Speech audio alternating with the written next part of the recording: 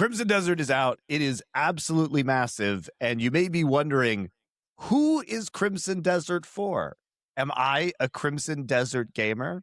Well, we know you were desperate to hear from four middle-aged fathers on this topic because at least, we're all hardcore gamers for life. We all work in gaming. And so we should be the ones potentially that have the most attraction to this game because it's kind of old school in its feel, but it is vast in scope. So I'm going to go, everybody tell me, who is Crimson Desert actually for? Who wants to go first?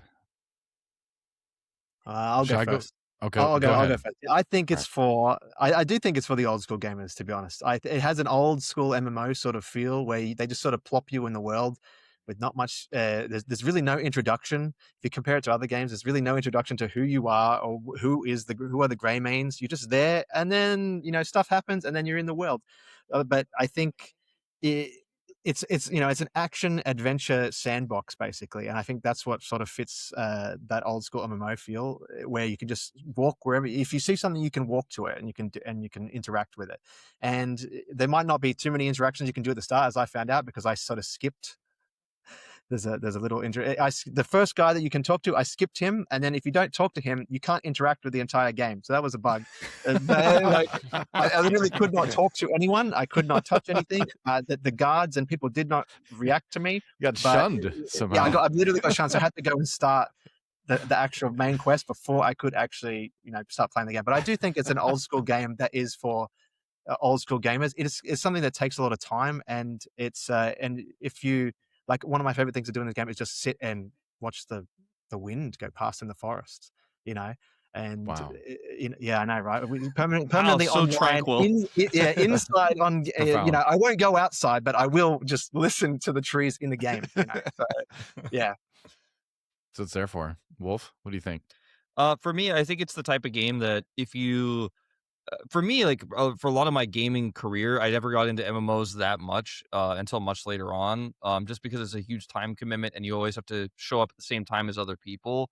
So I've always hoped to find a MMO-like experience that's single player. And I think that games like Xenoblade, for example, got kind of close to that, where you have a massive world and you're traveling around. There's questing you can do, but you don't have to show up and play with your friends. It's all completely soloable. And I think this type of game is definitely in that vein. But it also has a lot of Breath of the Wild type comparisons you can make. And I think that if you really enjoy exploring a world where there are essentially no rules, as mentioned, there are some times where there's a little bit of constraints. You do have to kind of follow a path to get certain tools to then get to certain areas. And there are a lot of things that are gated by story quests and stuff like that. I think that this game is definitely for someone who enjoyed Breath of the Wild, someone who enjoyed Xenoblade, somebody who likes MMOs but wants to play solo. And it's the type of game that, as was mentioned as well, is very old school. I really enjoyed the menus, for example, and how the quests show up, like the UI, I should say. The menus, no, I do not enjoy the menus. I enjoy the UI. We'll get to the menus later. The UI, for example, I like how the font looks. Like, it feels almost like it was made in a different era than a game I'm playing in 2026. Like, the vibe of it is very awesome.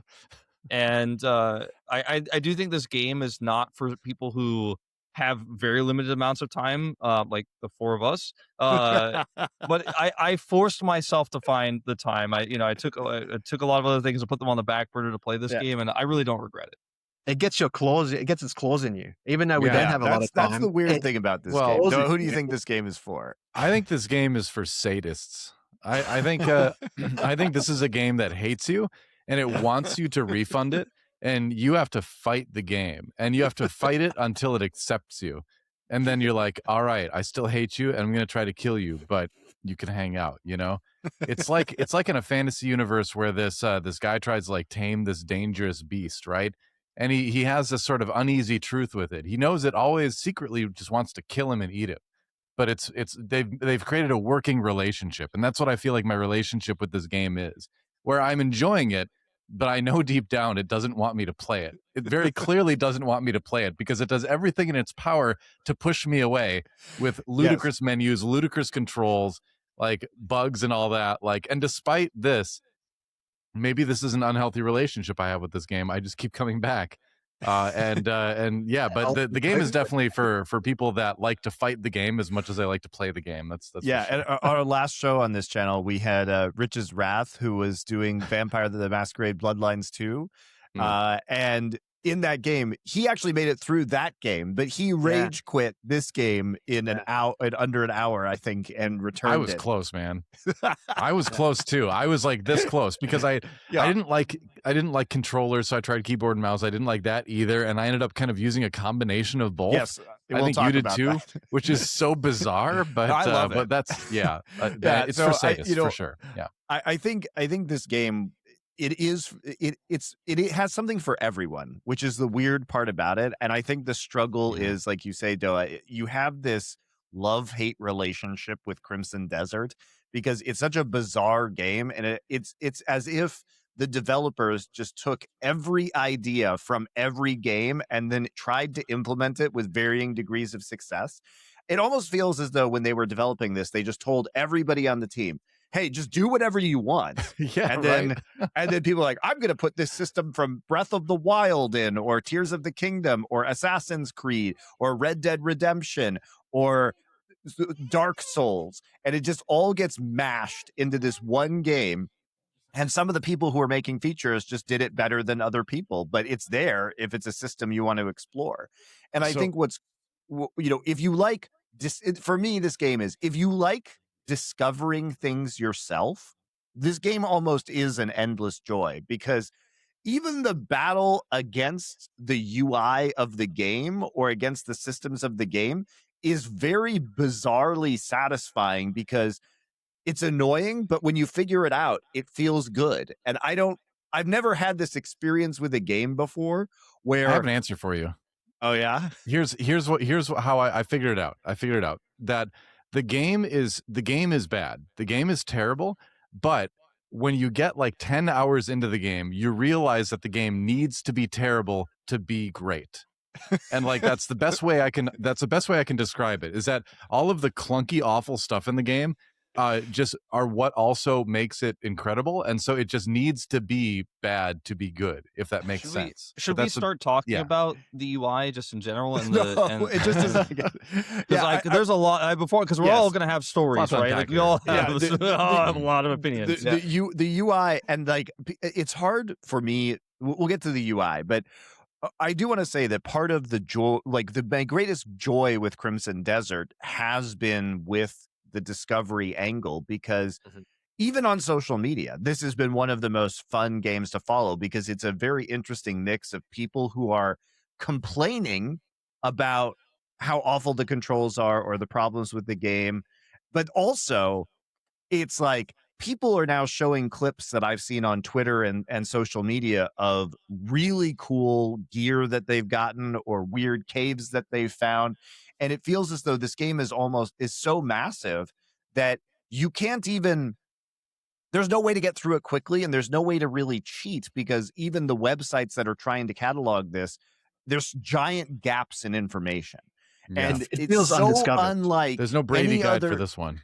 Yeah, it's so unlike any other game, because even if you have the equivalent of the 1,000 monkeys at the 1,000 typewriters playing this game, somebody is always discovering, it feels like, something that no one's ever seen. And I think even though all of us, obviously we haven't finished this game is enormous and it's been out for a week, but all of us have had very different experiences, even in the more on-rails segments of the first 15 to 25 hours in the game, where I think that's the window that we're all pretty much in at this point in time. And the diversity of experience you can have, and the fact that you can just pick a direction and go and find all these secret locations or bizarre hidden bosses. This game has something like 76 bosses in it or something like that. That is what's interesting. And it has had a hold on me in that I don't remember the last game that I played where I just think about it. Like, I'm not even sure I'm enjoying my time playing it, but when I'm not playing it, I'm thinking about playing it, which is really weird. And there's not much to actually think about, is there, Monty, really? Because it's just exploration, really. Like, you're not thinking about like the mechanics or fighting guys. You're just thinking about, I just want to explore the world more. Yes. I just want to find new weapons, and I find new armor. You just want to discover it. And it's just that's the same feeling for me. Like I finish a quest and it's like you go back to and talk to the NPC to finish the quest. I'm like, nah, I'm just gonna walk that direction, and you just walk another direction and you find it like ruins on the top of the side of a mountain, or a spire on top of another mountain. You're like, which way will I go? And you just start walking, and it's just you find fun in just doing that, and it's not. The fun is in the exploration. That's what I'm having fun doing. Like that's why when I first played it, I ignored the main guy and just left.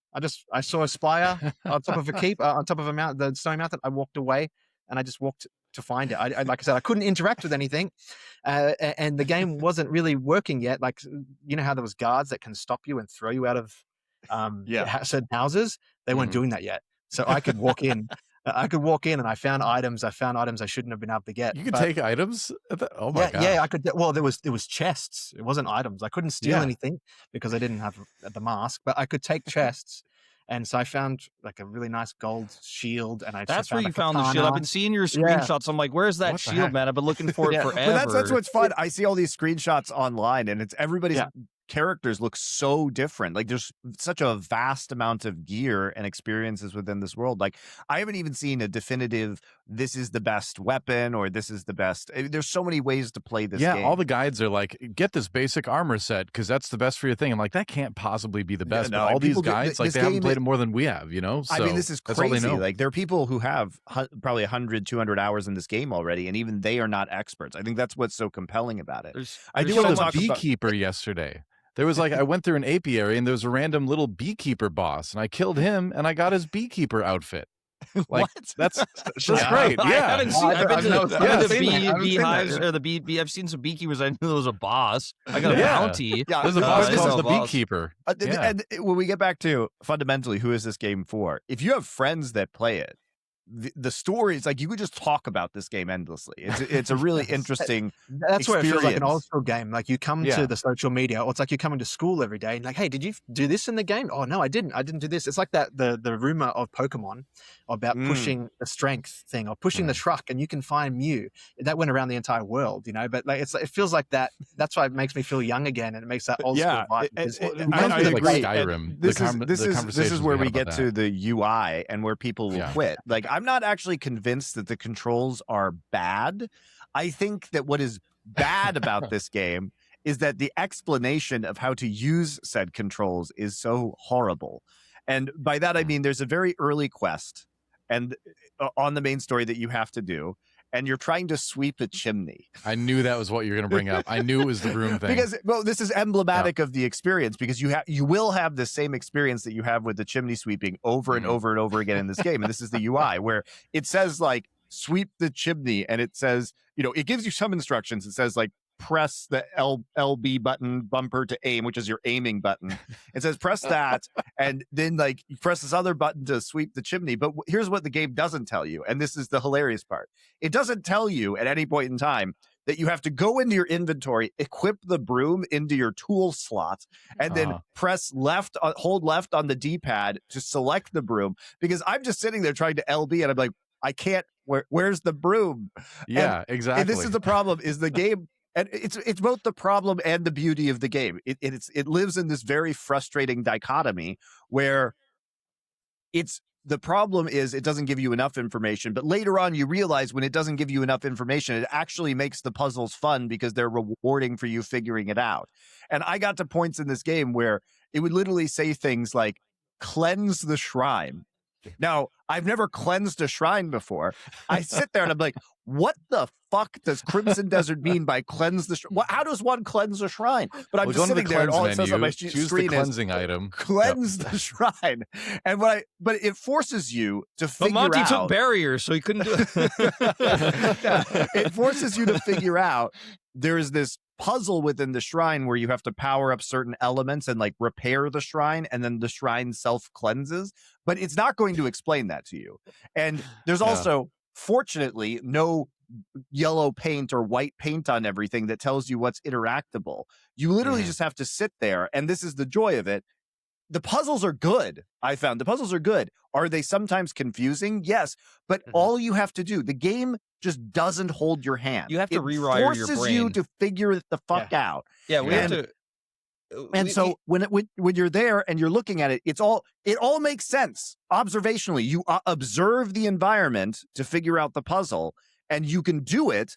But it's so unlike modern it's old school game design where it's just like, do it, idiot. The pieces are not on your mini map. There is no like this is the thing that for me, I've played so many JRPGs and I played so many games that are handholdy, where like doing the quest means just you open your map, you see like 8 pieces scattered around your map, you go collect them and then turn them in. Basically, this game doesn't do anything like that. It's like do the thing. And you have to figure it out. You look at the wall, you're like, maybe this is interactable. You try to grab it with your Breath of the Wild hand and try to pull on it. You're like, no, I guess that's not it. And eventually you're like, oh, I got to go downstairs. There's like a staircase in the corner that leads to another floor, and the pieces are in a completely different room. And you would have kind of never really thought that initially because you're like, okay, well, the quest is in this area, but I don't think I need to get pieces in another room, but you might have to. And you kind of just have to like resist the urge to Google the answer and just kind of walk around and figure it out. And I think if you've been playing a lot of modern games, this game can really frustrate you at times because you're just not given enough information to instantly beat the quest in 5 minutes. You know what I mean? You're not like given enough information to just to straight up go, okay, here are the things, like put them in there. There's an easy puzzle at the end. The puzzles are challenging as well. Well, I love it because it reminds me. It reminds me of like when World of Warcraft first came out. Because nowadays you play WoW and there's like you get a quest and here's a marker where exactly the thing is. And it's glowing and flashing and it's But when WoW first came out, you'd get a quest and you'd have to read the quest text because there was no indicators on the map where anything was. So you'd have to actually like read what the quest said, and the NPC would be like, down the road, you'll see a big rock shaped like a lion. Take a left there and then go south. And then you would find these items and there'd be no indicator at all until you just hover your mouse over the right thing. And then you could find out you could interact with it. But you really had to like explore the world and experience the world. How novel, right? And it's sad that's all gone away from that game now. But this game still has it all. You just get to actually explore the world. Why are they creating all these game worlds and they're not really giving you the tools or the opportunity to really like exist in it, And oftentimes there's multiple ways to solve the quest too. I was on a main story quest, which, you end up in the abyss in the sky, and literally the text is like, power up the sky bridge or something like that. And it's like, there's no other information. Have you ever done a puzzle like this before? No. But it's a main story quest and you have to do it. So you have to literally like look at the environment, see what everything is doing, and you have to use all the tools that are available to you in the game. And it teaches you these tools like maybe one time ever. And then you have to know, okay, here are like the tools that I have. Here's what the hand can do. Do I need to use my sword to like light something on fire, or do I have to use a fire arrow? And it becomes like, it becomes quite demanding, honestly. And so the puzzles in this game are good. You just have to know what the toolbox is, and you just have to observe the environment, because what you'll see is like there's some energy around some pieces, but there'll be one piece missing. You're like, okay, I must have to like find that piece, but where is that piece? And you have to go look for it, but there's no indication of like, please put this piece here to power up the generator. You just have to look at it, be like, this has some energy around it, and I need to, cleanse the shrine. Maybe if I power this up, it'll cleanse it or whatever. And sometimes you do that, and there's something else that you have to do next. So I found the puzzles to be incredibly rewarding as a result. But they are also the fact that they're also janky. You can approach them in different ways. Sure, you can approach them in different ways, which is what, like, we were talking before, Monty. You approached a puzzle a completely different way to how I approached it, but we still were able to solve it using different tools of the game.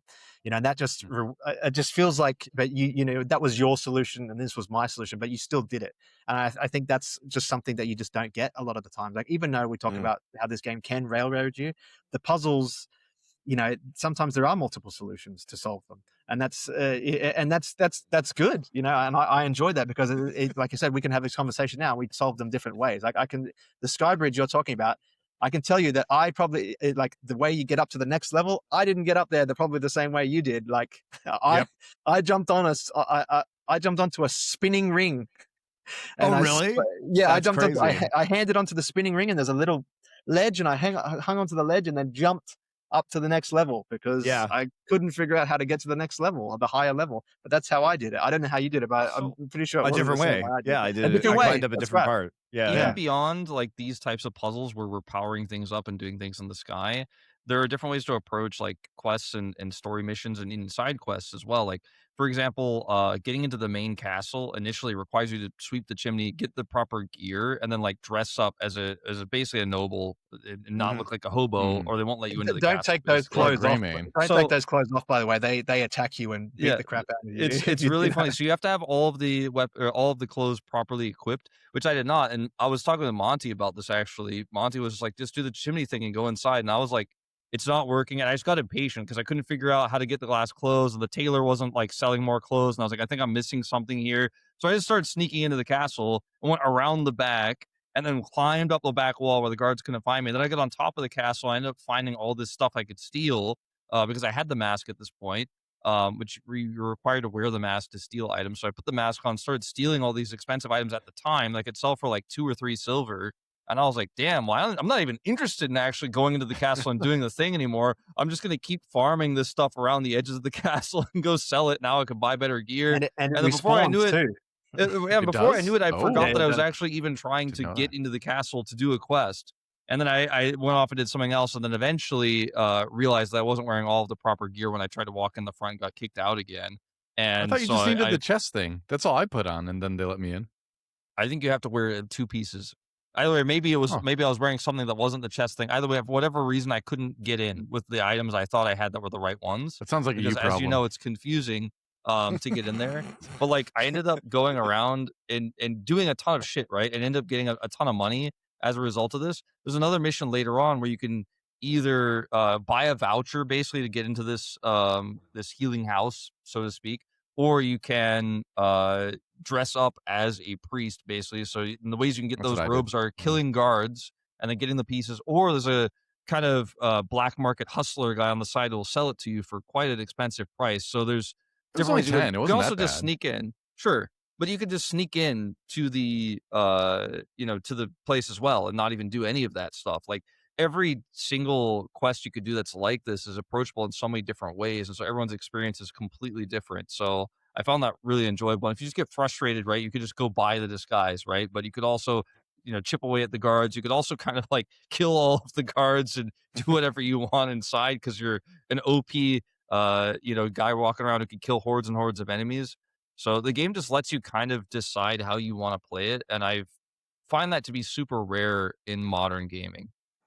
It's super Yeah. refreshing. And that's why it's addictive. That's why, like I was saying, Monty, you're thinking about it, but what are you really thinking about? You're thinking about getting back into a world where you can sort of do whatever you want to do, really, you know, or approach. Well, something it's the way also you you see approach. all these things on the horizon because the game itself, the draw distance is so long Oh, yeah. that you know, if it's what's remarkable too is the tech, right? They're using their own engine. So Pearl Abyss has the Abyss engine, and they're using that in Crimson Desert. So it feels different than an Unreal game, and there's no Mhm. loading screens within the game. You can literally just keep running forever. And I've heard it takes something like 6 hours to run across the map. The map is larger than Red Dead Redemption 2. It's like twice the size of Skyrim or something. It's Oh, more than absolutely that. enormous, but you can see all of these cool things on the horizon and you just want to go there, right? And sure, you can follow the main quests and it will slowly unlock these places, but if you run there, sometimes, you know, you can't get into the castle at Demonis because everybody is so hostile to you. You know, or you get into zones where you're not maybe geared up yet in order to be there. But the thing about this game too is you can't actually just beat it with skill. You know, there's not really leveling in this game. Sure, you get additional health or spirits and you get new abilities, but for the most part, like if you have enough skill, you can beat anything in this game, which is going to make speed runs really interesting, by the way. I've been having a ton of fun just grappling, even though that definitely does way less damage than like sword and stuff like that. At least so far. I haven't figured out ways to like power that up more, but I'm looking into it. But you mentioned the engine. Like I was, the thing that drew me to being a melee fighter is that I was amazed by like all the ways that like flying bodies would interact with the environment. Like you throw a guy against a door and he just goes through the door. Like the door gets pushed open, he flies into the building behind him, you know, or like I loved picking up bandits and throwing them off bridges and cliffs. That's a ton of fun. Or like body slamming people from the top of ledges, and you know, and the great thing about like the lariat thing is that it does like an AoE damage too. So it's great for fighting multiple groups because you just run straight at the group, grab the first one in line, and like fly and like do a big like I don't know, like power slam suplex them or something like that, and then it knocks everybody around them down. And then you grab the next guy by the legs and you start spinning him around and hitting everybody, and then you throw him into a tree or off a cliff, and it's just an incredibly entertaining way to play the game. And the physics engine is it's so responsive in terms of like how things interact and bounce off things that I've never quite seen it be that good before. And the controls are tough. Like, it's so hard to get used to the controls, but it's like a fighting game. Like, once you learn the combos, basically, like you can do it consistently, and then it got really, really fun. So It I'm feels having really a ton of fun fluid when you catch it. doing that. When you start getting it, Yeah. putting the combos together, putting the stabs with the swings. Yeah, with the combat is great. And like you're saying, I think if you are just watching the game or you've seen clips of it, it may not be clear the depth of the combat because it does look so fluid, but there are so many different moves that you can do and that you can unlock in this game. And that means that you could really customize your fighting style in a way that is super rare in games like this, because this is what people can complain about the controls. There are so many button combinations in this game, and you just look at it and it may not look different to you if you haven't played the game from just holding like the normal like auto attack button. But the way the way the game fluidly moves into all of these different moves that you're doing is very expressive and very fun. Just like the moment where I was like, whoa, was I did like the kick or whatever, where you like hold Y, you like just kind of hop in place and kick. And I was able to kick a guy like off a rock, and he bounced off the rock, and I hit the lariat thing, and he bounced into my arms. I grabbed his head and just slammed him. And like, it's just great that the game was able to be like, okay, this character is bouncing back towards me, and so you can just grab him, and it just looks so smooth. And I was like, I can just do anything in this game now. It's great. Yeah, I mean, there's like the pulsing where you charge your spirit, but then if you press R1, if you upgrade the ability, it does kind of this huge pulse around you, this AoE. And that was one of the most amazing skills I got, because when you're doing some of these missions where you have to clear a quarry, for example, you're fighting like over 100 guys and they're all running at you, and they're running at you from different angles. And there's there's a guy like shooting arrows at you, or multiple guys shooting arrows at you, so you can't just kind of patiently sit around and pick them off one by one. You have to keep running around. But being able to just AoE blast like 4 of those guys off the side of a cliff into the abyss, or to just keep them at bay while I start to pick them off one by one, gave me so many different opportunities.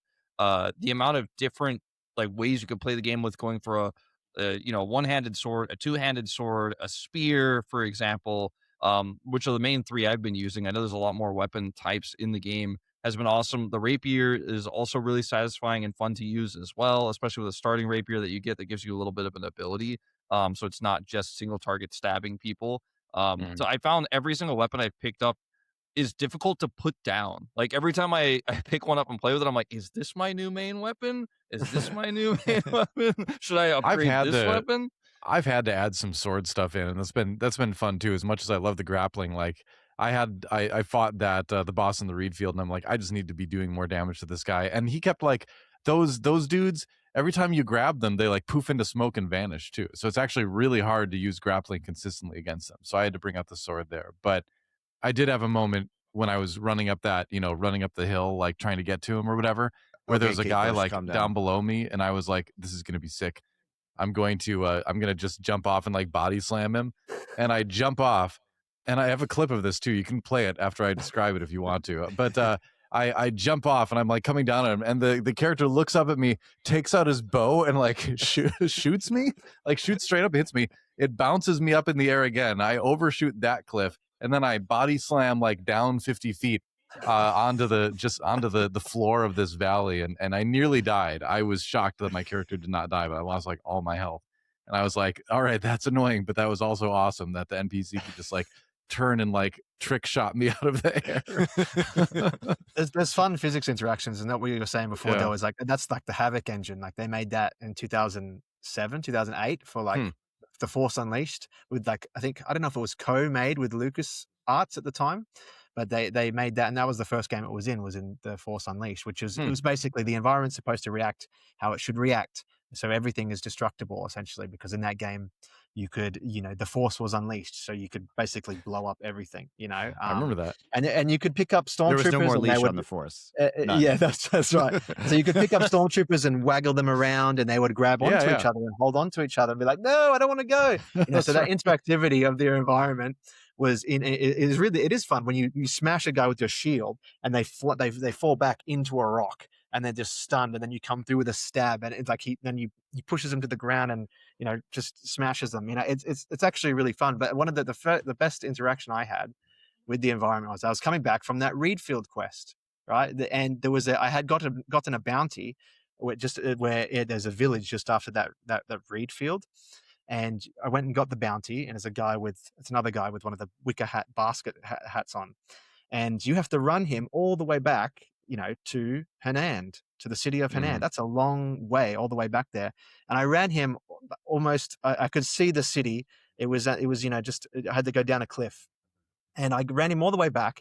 And as I'm running across a river, I see a giant eagle fly down, and it fly past me. I'm like, oh, what's it doing? So I pan and watch it as it comes down and grabs a fish out of the river and continues to fly on. I'm just watching it. Okay, yeah, cool. But little did I know, I was in the rapids of the river, and it pushed me and my horse off the waterfall down the cliff, and the guy died, and I couldn't, and I'd run already like 20 minutes across the map trying to bring him back for the bounty, and the guy died. I was like, oh great, just one. I have a similar story mistake. About the engine regarding a bounty. So I did this one bounty that was super far away, and to give further context, when you do these bounties, you can either kill the person or carry them back. When you carry them back, they may have annoying as fuck dialogue the whole way back that just repeats. So they're just annoying you, just basically begging you to let them go.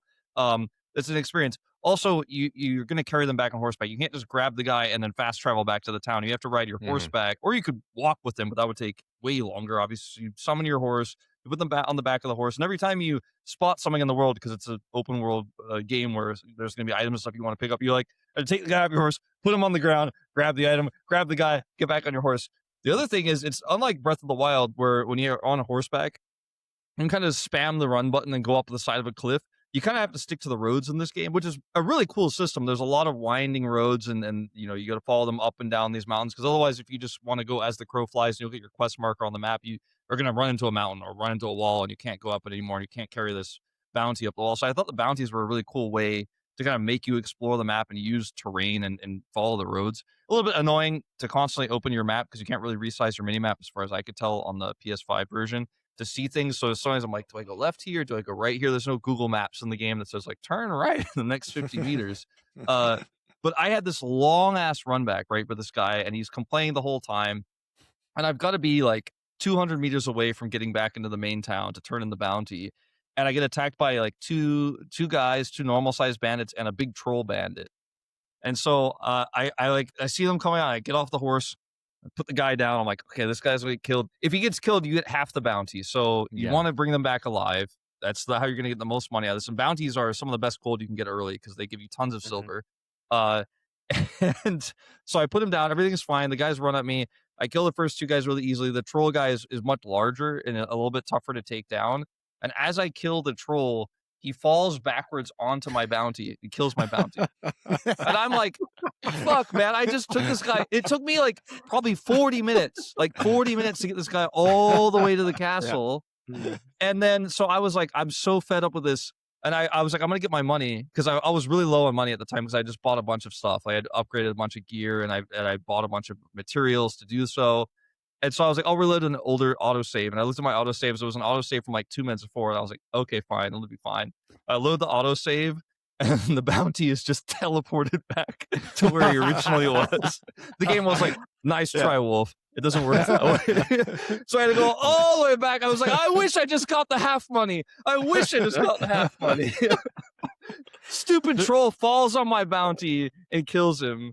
And now I have to do all this all over again. I was so mad, but that's kind of the game, It's constantly forcing you to explore, right? Yeah, yeah. Well, where it's like it's quirky like that. It's kind of like Buggy, where you have this like the saves affect the world that way, or like because it's a living, breathing world, you see like weird interactions, like where when the guy escorts you up to the Howling camp for like the first first time or whatever to show you where your tent is, you know, that the like marquee gives you. Maybe, I don't know. Do people know that you know this one? Anyway, as he escorts you all the way up there, he's talking about like how wonderful this guy is because he's brave and noble, and how like great you are because you're brave and noble too. And you can tell he just really loves good, noble people. And so it really surprised me when he rode his horse at full gallop through a crowd of children, and like they went flying off his bridge into the river and stuff. And he's like, "Oh, that Marquis Matthias is such a wonderful man." And he's just like riding down these children. I'm like, "What's going on in this game?" I was like, "Wow!" I mean, that's the core of the game. To do. You know, and this is look to finish up the engine. The game also looks amazing. I mean, it's very beautiful. I'm not sure the art direction is unified or particularly inspired. It's kind of generic fantasy / anime, but you know, the way that the game actually feels populated because of the number of characters and the level of detail and all the objects on everything. The world feels extremely lived in, even if it is generic in design. But I mean, the cities are large and feel very real. The city's got a space for everything. Like if you go to, there's a city, Calphade, that you'll eventually go to, is a giant castle, and they've got like a whole siege works, and they've got a whole trade area, and that it's just huge. It's really expansive. Like it's not just, you know, and you go to some games, we've got everything packed into the tiny little town, and that's everything. But this is like expansive, and what a real medieval place would be like, you know. Cool. I'm actually probably the furthest into the main story out of all of us, and actually in the chapter I'm in right now, there is a literal siege of Calphade going on that I am a part of. And the scope of this from just a medieval siege perspective is incredible, by the way. Like the number of soldiers that are involved, the number of siege engines, the size of the battlefields, it feels real. And you've got there's interactable cannons and stuff, right, Monty? Because I went through that castle before, because when I just went exploring, I found that castle and I saw the amount of guys in here. I'm like, there's going to be something happening here. And now you're saying there's a siege there. There's cannons, thousands of NPCs fighting. It is. I've never seen like a sequence like this. But in spite of all these great things about the engine and the it's vibes, a Muso game at times, it is actually. Boo is taking the bridge. We do have to talk about how shit the story is, because who this game isn't for is if you want the story only, because even the start of this game is a complete non sequitur. Guys, I miss where Giles. you start as Cliff, you go fight this guy, Cliff gets stabbed multiple times, gets his throat cut and tossed in a river. Then you're in the abyss for some reason. It's, by the way, none of this. How does he live? Never explained. Well, never not yet. explained. Maybe it will. He doesn't I'm seem 25 fazed hours by into it this either, game, does he? Wolf. He's okay with it too. Like he's just like, well, just another day. But that is one of the worst revive. parts of the game. That unexpressiveness of the NPCs and everyone talking exactly identical and just like, Look, the quest design is so generic. There is no story. By the time you get later, it's like, oh, I'm in the abyss, and there's this librarian guy, but also this hot witch called the White Crow, and she gets captured. Why do we care about her? GPS, by the way. Wolf mentioned not having GPS. Why can't she sit on her shoulder and be like, at the fork in the road, turn your horse to the east? Or fly up into the sky and give us intel. Right.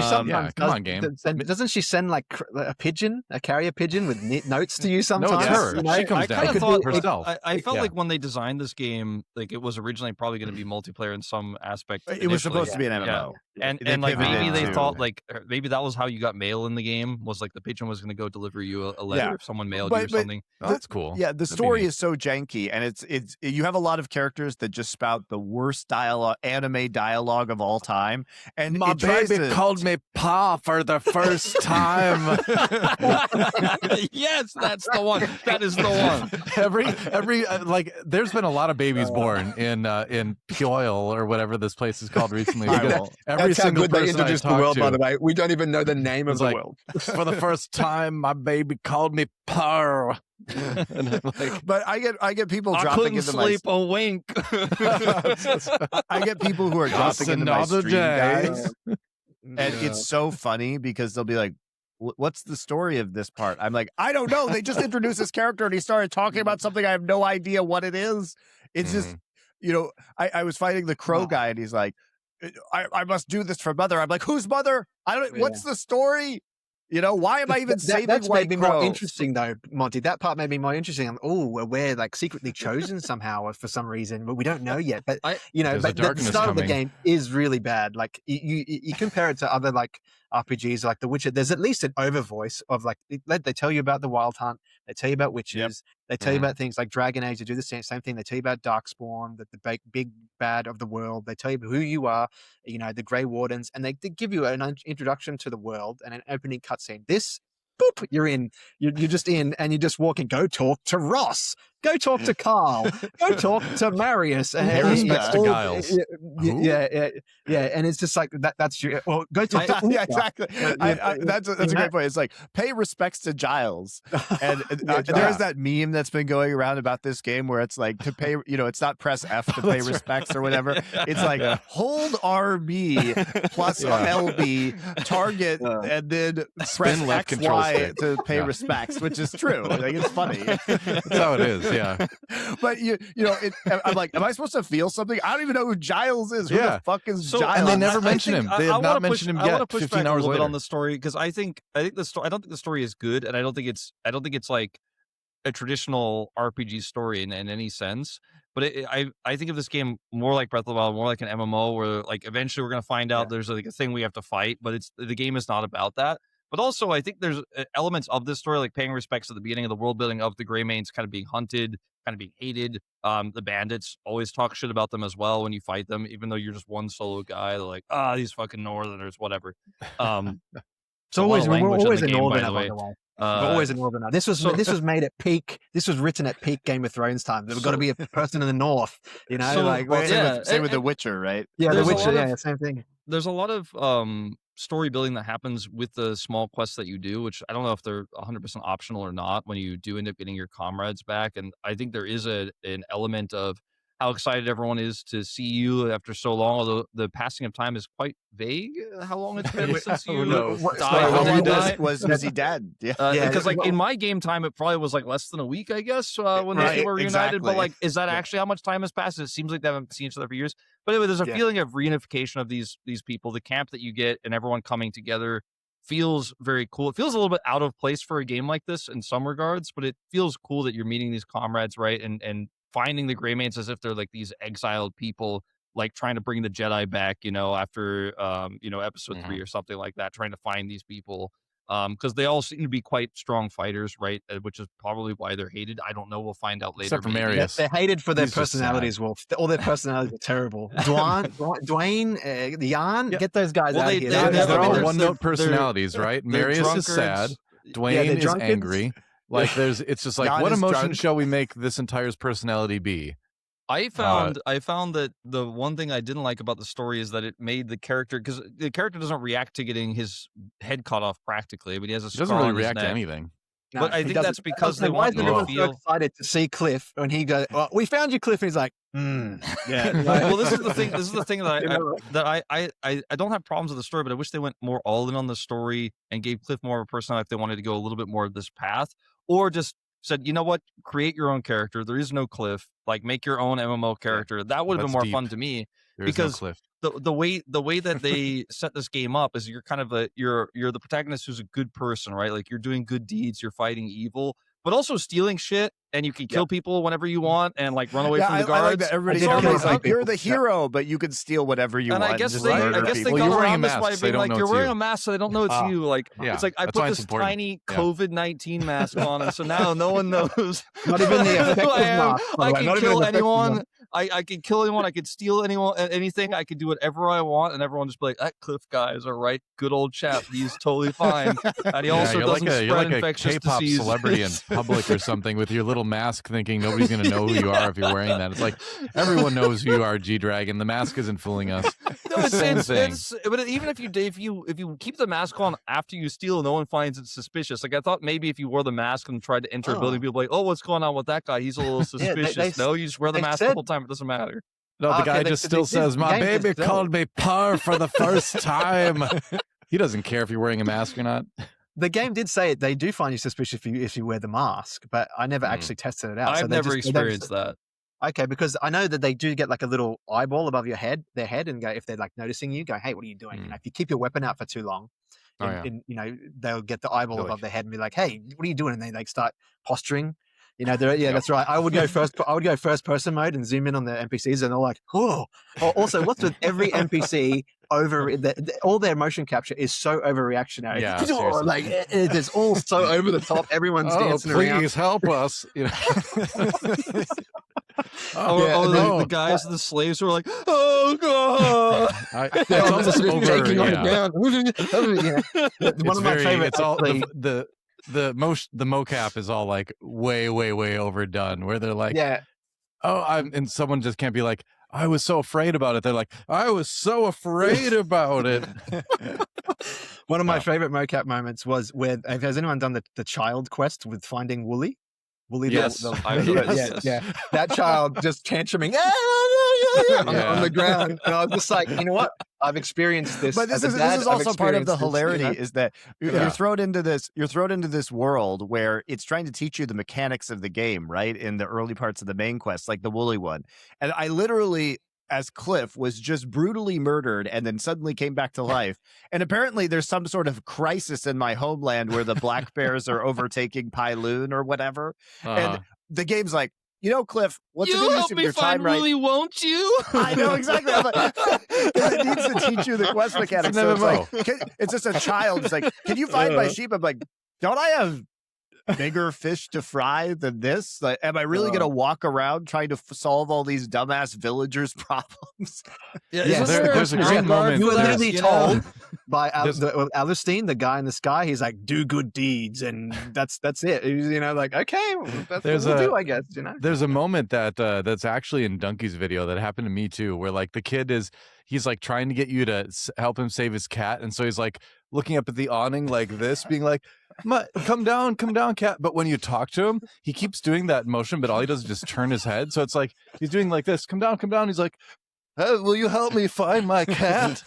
Like that. It's weird because his face is like clipping through his arms, and yeah, it's I love that stuff. I don't know. Yeah, funnily enough, it is charming. Like if you think about this world, you never had as much fun like this within a Dark Souls game. Well, Dark Souls NPCs, because it's a sad, like melancholy world where everyone's already dead. You know, like where there's not much you know, even exploring in that game is like not as good because you got anxiety about what's going to kill me next.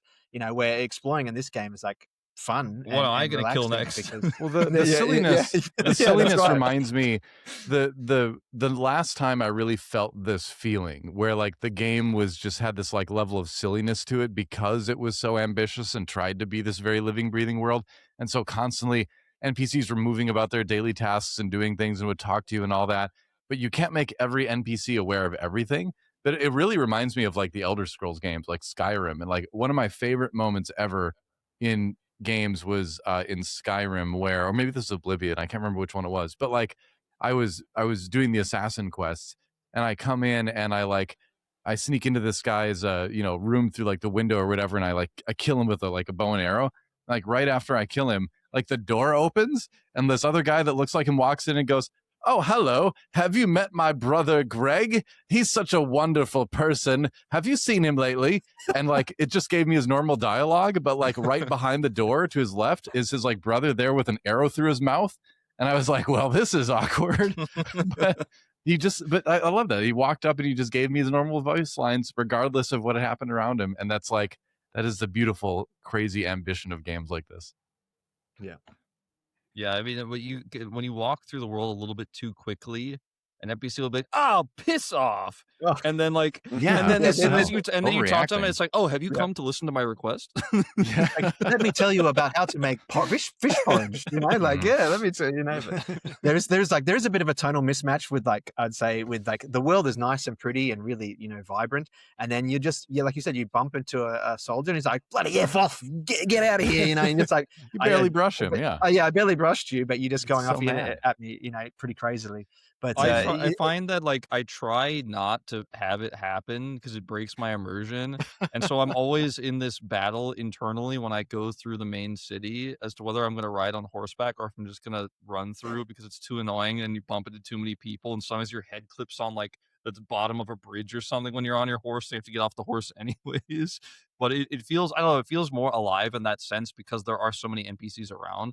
A lot of these types of games have very few NPCs and they're all kind of quest related. Then there's a few NPCs that you can't really talk to, but they're kind of scattered around to make you feel like the world's alive. It actually feels alive because there's people constantly patrolling around and walking around, even though you can greet them, you know, and it doesn't really mean anything. You get like some friendship points or loyalty points when you greet them.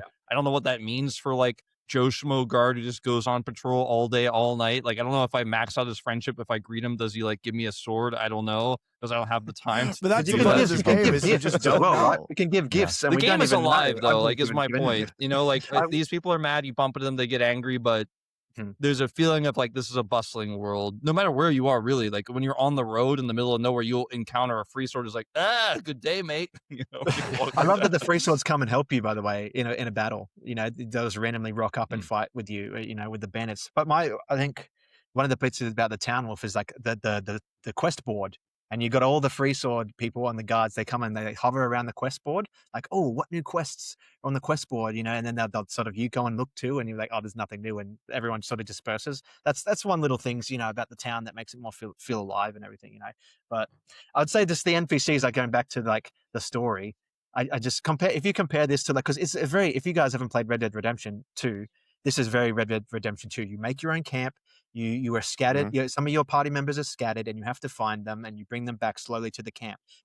I know it's hard to compare to Rockstar, but comparing those NPCs that you care about and are interested in the stories of, it's literally torture talking to the Greymanes compared to the Red Dead Redemption story characters and fleshing out all their side characters. The writing is just the writing is terrible, and you just have to, you know, what this game doesn't do well is the story. Yeah, they're all the same. Is the story and the writing, but that's not why you play it. And I think we should talk about just the number of mechanics in this game, because I don't know another game where I'm 25 hours into this game and it still is introducing new mechanics. And there have been mechanics that have introduced that I don't understand yet. Like I'm still like, they gave me the cuckoo pot. But I don't know what it does. We all know I still don't even know what it does. What does it do? I know what it does, but I don't know how to use it. So basically, it claims that when you look at its like tooltip or whatever, when you go into the menus where there's like the knowledge tab, we should probably talk about the UI in general in the menus later. But what it basically, I think, is you can craft items. It's like when you get it, the guy's like, you can put literally a house in here basically, and it'll fit in the spot. Yes. And so I think what you ultimately will be able to do is craft items yourself eventually, but I don't know where to put the pot because you can't just like pick it up and put it on the ground and put stuff in it. So I think eventually, maybe as I upgrade the camp, which I haven't been able to do, more on that later, is put it somewhere, and then some NPC will either help you use it or you'll just have it in your tent. You can seal artifacts in it, but it has to be the right Abyss artifacts. And like, what do you do? But this is the point, is that I'm 25 hours in this game. They gave me the cuckoo pot. I don't know what to do with it yet. You know, they keep introducing mechanics. Okay, here's your camp. Oh, we have to do missions. And you realize, okay, with the UI, I can go to the map and hit Y on a location. It will then, what's amazing, it'll show you like a diorama of that location, give you a ton of information, show you missions that you can do there. And it's like, holy shit, how many mechanics are in this game? It's like, this game has every mechanic. Every mechanic you've ever seen is in this game at some point. And it's like, just figure it out. Lol. Like, that's it. That's just like in the menus as well. You've got things that are just living on the map. Like when you go to the quarry, you can just go, I'm going to wind myself up that giant lift, or I'm going to go to the logging mill and I'm going to move the crane around and pick up a log and put it into the saw mill and then have it go through a saw. Like you've got all these things that you can do that you just like, you can just run past. They're all there, you know? You guys have press M to open map, right? Because you're all playing on PC. Yes. I don't have that, right? So when I try to open the map, so we try to open the map. You gotta tab through on PC. You gotta hold start basically, or your start button to go to the map every time. I want to talk about the UI just briefly. Yes, the UI is way better if you play it on PC, by the way, because it's more fun to play the game on controller. But purely for the UI, being able to instantly switch to keyboard and mouse to navigate all the menus is very helpful. On PlayStation, on the first before the second patch, I think. opening the map on certain settings would just crash the game like 1/3 of the time. So you just be like, Oh. okay, I guess I don't want to open my map. And so they fixed that, luckily, like basically on the second day, I think that was fixed. But for me, there's a setting where, I assume you guys have the same, where like you could just press start or whatever equivalent button you guys are using to open the most recent menu. That almost never works for me correctly, because it also is, that's the same button that whenever a notification pops up, it will show up to the bottom right of your screen and it'll open that instead. So I'm constantly like trying to find the map and then accidentally opening like my journal or my inventory and constantly trying to do this, and then going into the map itself, trying to find all these systems that Monty was talking about, being able to then see like which areas you could deploy your troops to and all the quests and missions there is so complicated, because it's not clear on your map which areas can do this unless they're attached to a quest. And so I find like all this stuff to be really exciting and cool. And when I discovered, I'm like, awesome. And then I'm like, okay, but how do I do that? And then I try to, Google it, and it's just like there's like not a lot of information. The game is new and everyone's confused, and it's just a bunch of like Steam forum questions that aren't really answered, and people Everyone's being talking like, about the chimney sweeping mission. Yeah. So I wish the UI was a little bit like, I like the way it looks when things pop up. I like the notifications. I like the health system. The minimap looks great. Like the spirit gauge, all of that part of the UI, like I mentioned at the very beginning of this, feels old school, feels cool. But as a PlayStation 5 user, navigating through all of this stuff is cumbersome as hell. And I really wish they would fix it. Some parts of the inventory sorting, by the way, you can group your items, which I didn't find out until like maybe 20 hours in, 15 hours in. You can group all of your items. So like all of your items can be grouped by like, you have clothing, you have consumables, you have weapons, you have two-handed weapons, whatever. They could all be grouped. You have all your recipes grouped, all your bounty posters grouped. But then when you go to sell at a vendor, it's just all ungrouped again for some reason. And then you gotta, and it always defaults by most recent instead of sorted by type, even though you could set it to sort by type. So every time I go to sort by type to find all my stuff, to sell it properly, the supply chest that you could put all your items in wasn't even a supply chest in the initial part of the game. It was just collect all the bandit stuff when the cutscene started, and you couldn't loot it, so we let you put it in this box. And it's crazy to me that they thought that in this massive game where you get tons of items and inventory spaces at a premium, especially in the early game, they're like, storage, we don't really think that's important in this game. It wasn't in the game at all, by the way. You didn't even and they patched that in. You didn't even have the camp. Oh, well, you had your own little spot. But yeah, so you had your own tent, and if you don't remember where it was, you had to like go find on the map when you're early in the game. And then when you get the camp a couple times, I'm like, where did I go? I didn't know where it was. Once you get the camp, they put the supply box in a tent that's kind of your tent in the camp until a few people show up, and then they just move it to be behind the guy where you put provisions in. I thought that's it literally says private storage box. I'm like, that's my private storage box, not behind the provisions guy. So every time I want to go to get my storage, it's behind the guy who's like, hey, got some items for me? Like, you got some stuff for our camp? Like, it's Ross, all for the cause. I'm like, can you just move out of the way so I can get to my chest? Ross. Yeah, Ross, great move the hell away. Known for a long time. This is it goes into, they don't explain things to you. Like, so Ross, for example, your provisions, it's like, I have to package these things up to do what? So then I go to the wagon depot that you get later, and it's like, you have 0 wagons to like transport the stuff you've packaged. So my question now is literally, do I have to keep doing quests to get wagons, or do I go out into the world and stole steal a wagon? I brought one, and then it just despawned. I was like, I got one. You don't get to keep it forever, but I stole a wagon once, and I put some stuff in it and took it somewhere. You have to find the Grey Mane that specializes in building wagons, and then you unlock that, and then you get a mission quest that says build wagons, and then you have to expend. You have to spend 8 guys. That takes 2 days to build a wagon. So there you go. But to like, Monty's point, like I found the same thing. Where you have to just keep doing the quests in order to do that. But the thing about this game is you don't know whether you're going to get it through the quest, or whether I have to just go find a wagon and bring it back. You have no idea. Or is it bugged? Because there's a lot of bugs in the game. So when there's I get the other option too. The other option is that you've had the ability to do it the entire time. You just didn't realize you had to spin both control sticks and then alternate pressing the triggers and the shoulder buttons until it spawns. You just when I got the provisions thing, I was like, it's not working. I'm trying to get these packages, it's not working. And he's just holding it, and it doesn't tell you like, oh, you'll get wagons later or anything like that. So I'm googling like, am I stupid? Basically, like Crimson Desert, am I stupid? How do provision? And then there's just like a million of minutia of people being confused by this, or people being like, well, here's the way. First, you got to talk to Ross, and it's like this 12-page article. I'm like, I don't know. I'm I like love this, half though. into I love this, this. and I have no idea what's going on.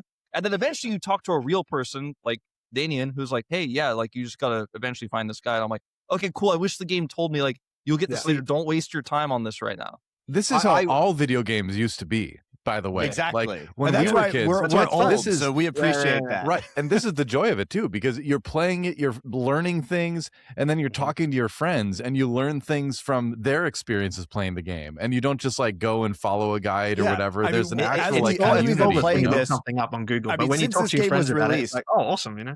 Yeah. Since this game is released, we have been in a Discord channel just spamming like all of our, what we found and everything. And it's been really fun, honestly. Like that has been one of the most fun parts of this is us just talking to each other about the game as we've been playing through it.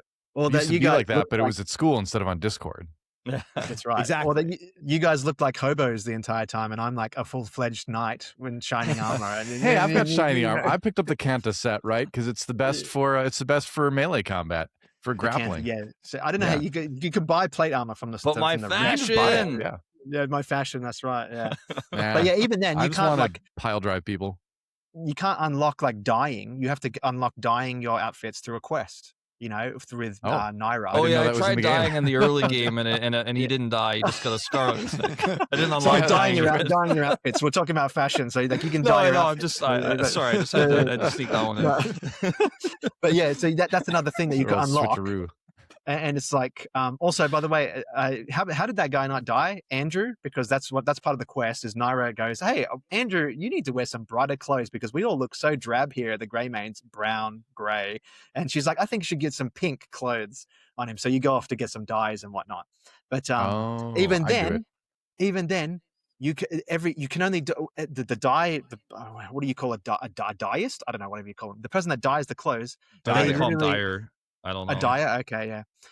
They literally only specialize in one color.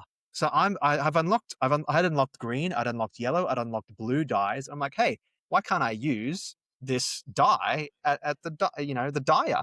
And he's just giving me red because he only specializes in red. It doesn't tell you anywhere he specializes in red, but you have to go to the other towns and you find another dyer and you talk to them. And he's like, oh, this one does green and this one does blue and this one does yellow for who knows what reason.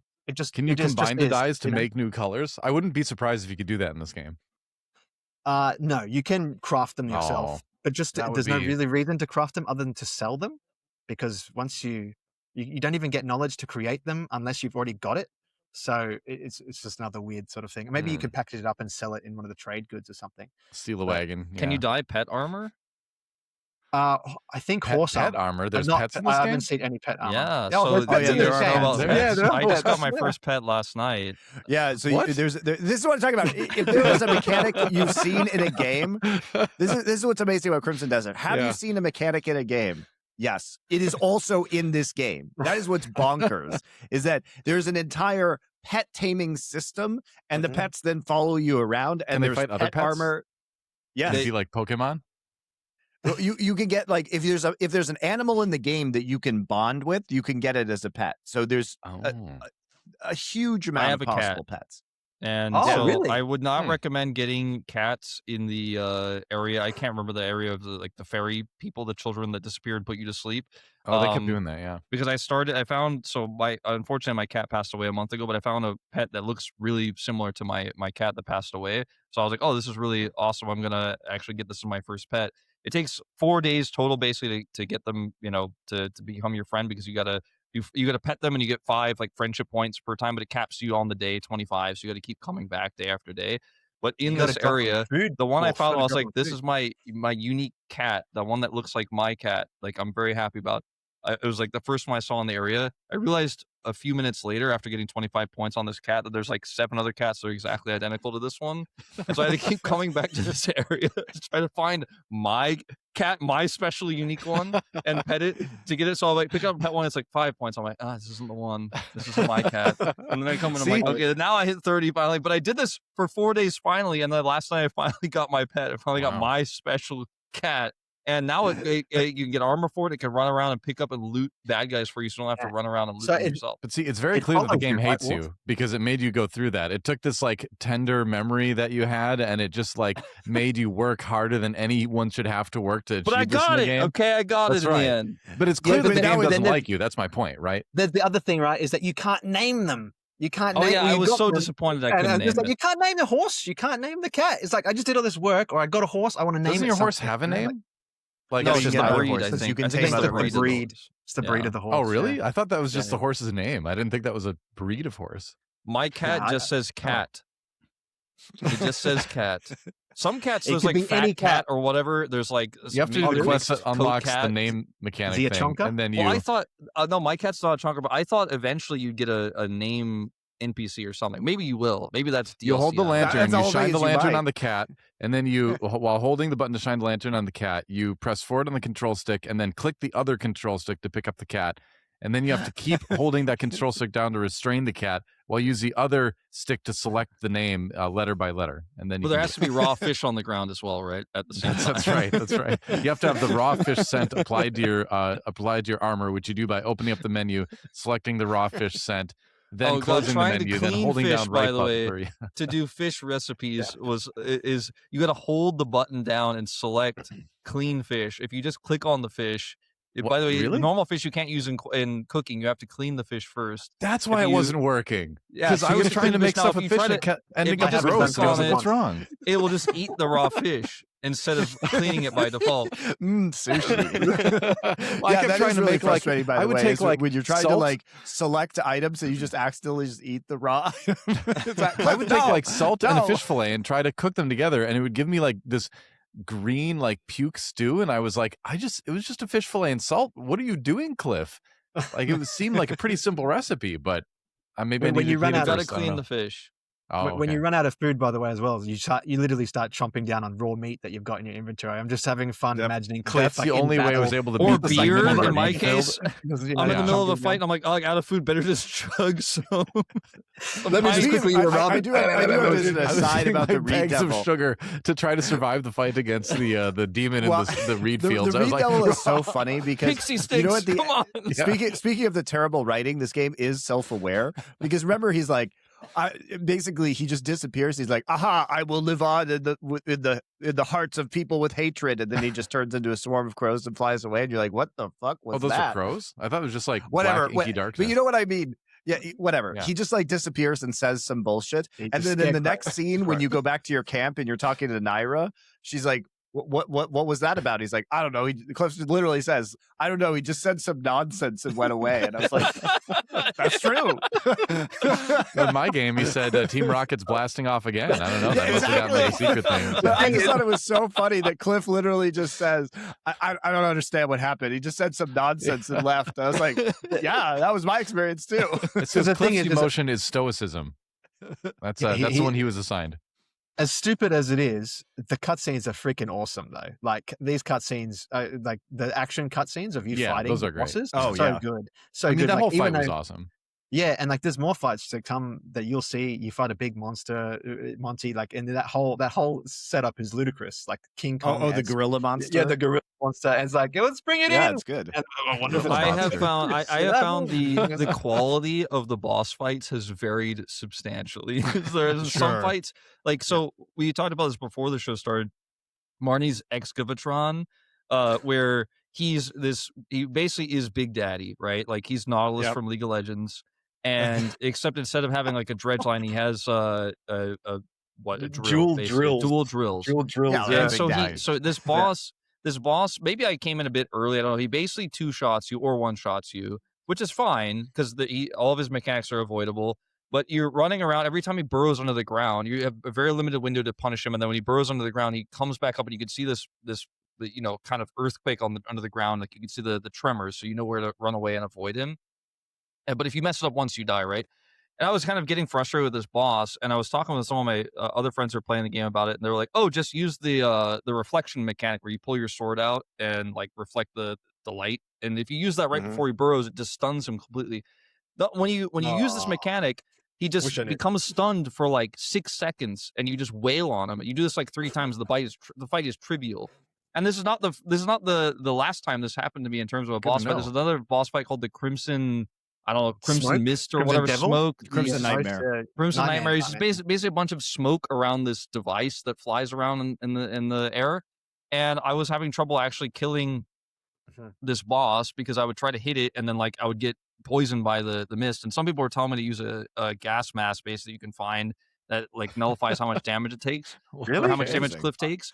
But I found that if you just use the pulse attack that I was talking about earlier, where you charge and then you send this pulse out, it just knocks it knocks the little device that's floating around in the mist just onto the floor, and you just wail on it and it dies. And I'm like, okay, so that's a mechanic. But like the boss is either impossible or that was trivial. a really hard one. That was a really hard one for Monty. He did not know what to do. So what you have to do, I think what you're supposed to do is you're supposed to take the claw. grab it out of the style. It's like the water temple fight in Ocarina of Time, the water temple boss, where you take the hook shot and you drag the core out of the water. So what I did is I had to hook shot the thing with my force claw, pull it out, and then that's what stuns it. But it's hard because you have to manually target it. And somebody in my chat was telling me that another way to do it that they did was that they used the jump force palm to like shoot into the air, and if you do that and force palm on top of it afterwards, like you have to force palm like 3 times up and then hit it, it will also knock it out. So there's many ways to get the core out of the smoke, which is how you stun it. But again, that's just a cool fight. It is, but it's unintuitive. The thing is, it's like it's unintuitive at the same time. It's like he's poisoning you. Oh, but I should jump into the poison to knock him down. You know, like which is what I had to do with the force palm. Is I have to not voluntarily jump into his poison and force push him down to knock him down to actually do any damage. It's very much like the boss has a hard counter, right? Basically, there are multiple hard counters. Once you find it, you insta win, which I do feel is very old school gaming. We've been talking about this whole time. Like I don't mind it because it takes time. It does. The question at the end of the day is, does it feel rewarding? And it's like, yes, it does. You know, it took me time to figure. What was frustrating was we beat it in 3 different ways, all 3 of us. You know, so it's you know, the physics and the mechanics are good enough in the game to justify these different approaches. And you know, you say like, oh, there's a gas mask. I didn't even know that, but that's awesome that it exists, right? Yeah. So I bet you could. I bet if you use like the targeted flying like dive kick thing you get in the grapple tree, I bet you could just kick it out of the mist. Then do that. Probably. There's those types of bosses. There's also the boss, the Reed boss, which was really epic and awesome, and I found really enjoyable. Yeah. It's a little bit more straightforward. You know, you got to run around and hit the totem poles or whatever, and then fight him. But you could also parry him, and it felt more like almost like a Dark Souls or like Sekiro type boss in some regards. And then there's also a boss. I think I'm the only one maybe who's fought it. The Stag King, who's like basically his kingdom is gone, and you find him up on his throne, and he fights you, and you get a really cool shield from him. But that fight was a little bit more straightforward. Like you got to dodge his attacks really well. There is no gimmick, as far as I can tell. Maybe there is, but like there's no gimmick of like, oh, just pull his helmet off, and then he just falls down on the floor, and you just beat the shit out of him. It was just straight up. You got to outskill this guy, and I really enjoyed that boss. So I guess it's cool that there are both the gimmicky bosses, but also the straightforward, like fight this guy 1v1 using your weapons and your parry mechanics at the same time. There was one boss that I did recently in a sky temple area where basically you have to fly and hit him with your fist in the air. But the boss was so common, you have to float the whole time. So you're basically on your cloak floating while you're fighting him, and he's shooting stuff at you. And it's like basically when you get close to him to punch him, he just knocks you back and you fall onto the floor repeatedly. And during the boss, like from the very first minute of the boss, there's literally the game has a guide on how to kill the boss, the entire boss fight, because it's just so convoluted and stupid. It's like, they'll hold your cloak and fly and then punch him with your fist thing. Like says down the bottom of the screen. I'm like, okay, why does this boss fight exist? It's a cool concept, and I'm sure in testing they found out like nobody could figure out what the fuck to do here, and it was making people mad. So we're just gonna tell you how to beat the boss on the bottom of the screen the whole time. Like in playtesting, surely they found out people did not know what to do here, but it's stuff like that where I'm like, all right, you have the really cool Stag boss and the Reed guy boss. Why are the other bosses like so weird and like so gimmicky? Like the gimmicky is the best every mechanic into a boss fight. That's what we have to do. Well, but that's the thing. This is why I said it's almost as though Pearl Abyss just took all of their game designers and just unleashed them to do their own shit. And then the result is you just get this Franken game that has both something for everyone and is also apparently for no one, right? This is the contradiction of Crimson Desert. It's also Desert. too hard for people, you know. Like some people fail the first puzzle in the Abyss. Yep. you know, and it's just like, Well, but that's understandable would be because surprised. if you've been playing contemporary games, yeah, they've that trained you is to be challenging weak. because, Yeah. as we said, it doesn't really give you a lot of information to work with. And people, I mean, it's sad, but people are so unused to observing a game environment and using their brain to figure it out that that skill is atrophied, right? It took me a while to get back into that with this game. Now that I understand the rules, if there are any, of Crimson Desert, like it's much easier. And I think this is why, if you look at the Steam reviews, so the user reviews of this game went from very negative at first, and everybody's like, well, they introduced this big patch, which credit to Pearl Abyss, like they changed a lot of shit in 3 days after the game was released to make it much better. And I have a lot of confidence that they're going to keep releasing patches to make this game better and better, right? To fix all these usability problems, to fix the clarity of the game. But I think it's also very telling that, well, people will say, oh, the patch fixed so much, now it's a good game. Like, I think the patch was good, but it wasn't. That's not Well, why for people like PS5, it now. it allowed you to play the game, so it was quite nice. but I think the patch fixed Steam issues. reviews. But Talking about Steam reviews. Yeah. yeah, but at its Yeah. core, if you actually sort Steam reviews by people who have played the game for more than 10 hours, it makes a big difference, because even 10 hours into this game, you're still basically in the tutorial. It takes until you get to the end of chapter 3 where you get the camp for the world to open up. And it's simply, the learning curve is so long. I'm not even going to say steep. It is steep, but it's also long, that you don't even, like, I feel as though 25 hours into this game, I'm finally maybe starting to get a handle on what Crimson Desert is and how I'm expected to play it and how I'm expected to approach the game. And at that point, it just becomes really fun.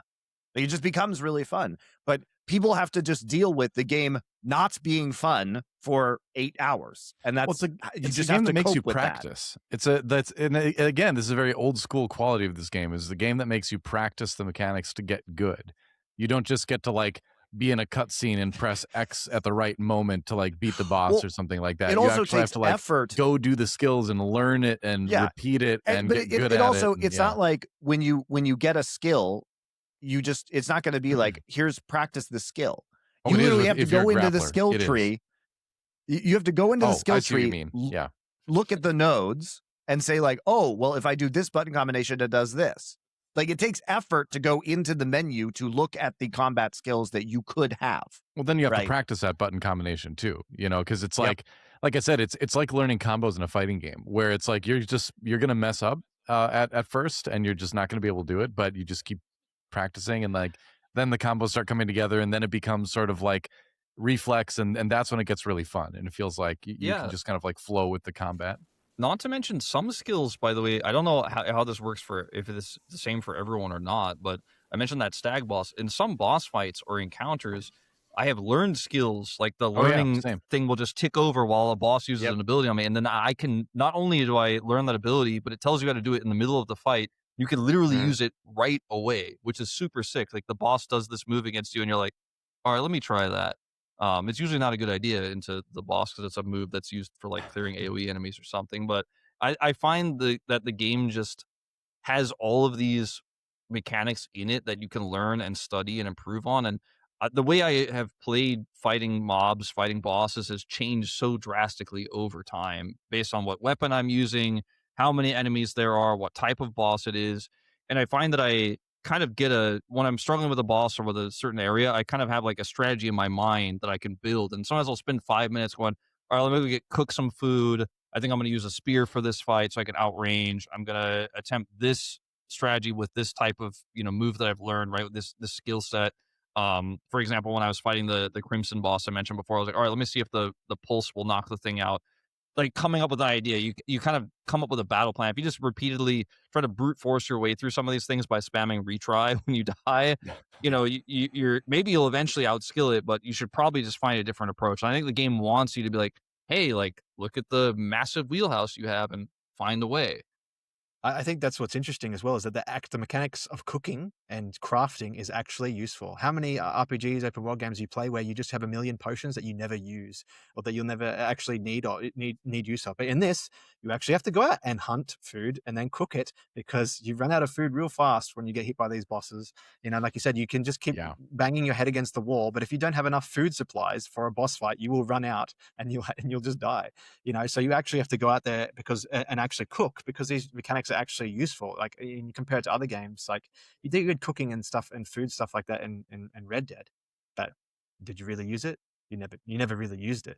But here it's useful, you know, and you actually need it to beat the bosses. There is an area that I went to that is so cold that you literally freeze and you become an ice cube, right? Like, yeah, you just go boop and you pop into like an icicle, you know, if you don't have enough frost resistance. But the way to get more frost resistance is to make soups and then consume the soups that make you warm. So that you can And there's actually also armor that you can wear. And liquor, by the way. You can do that with booze. Liquor. Yes. Yeah, that's right. Yes, wine.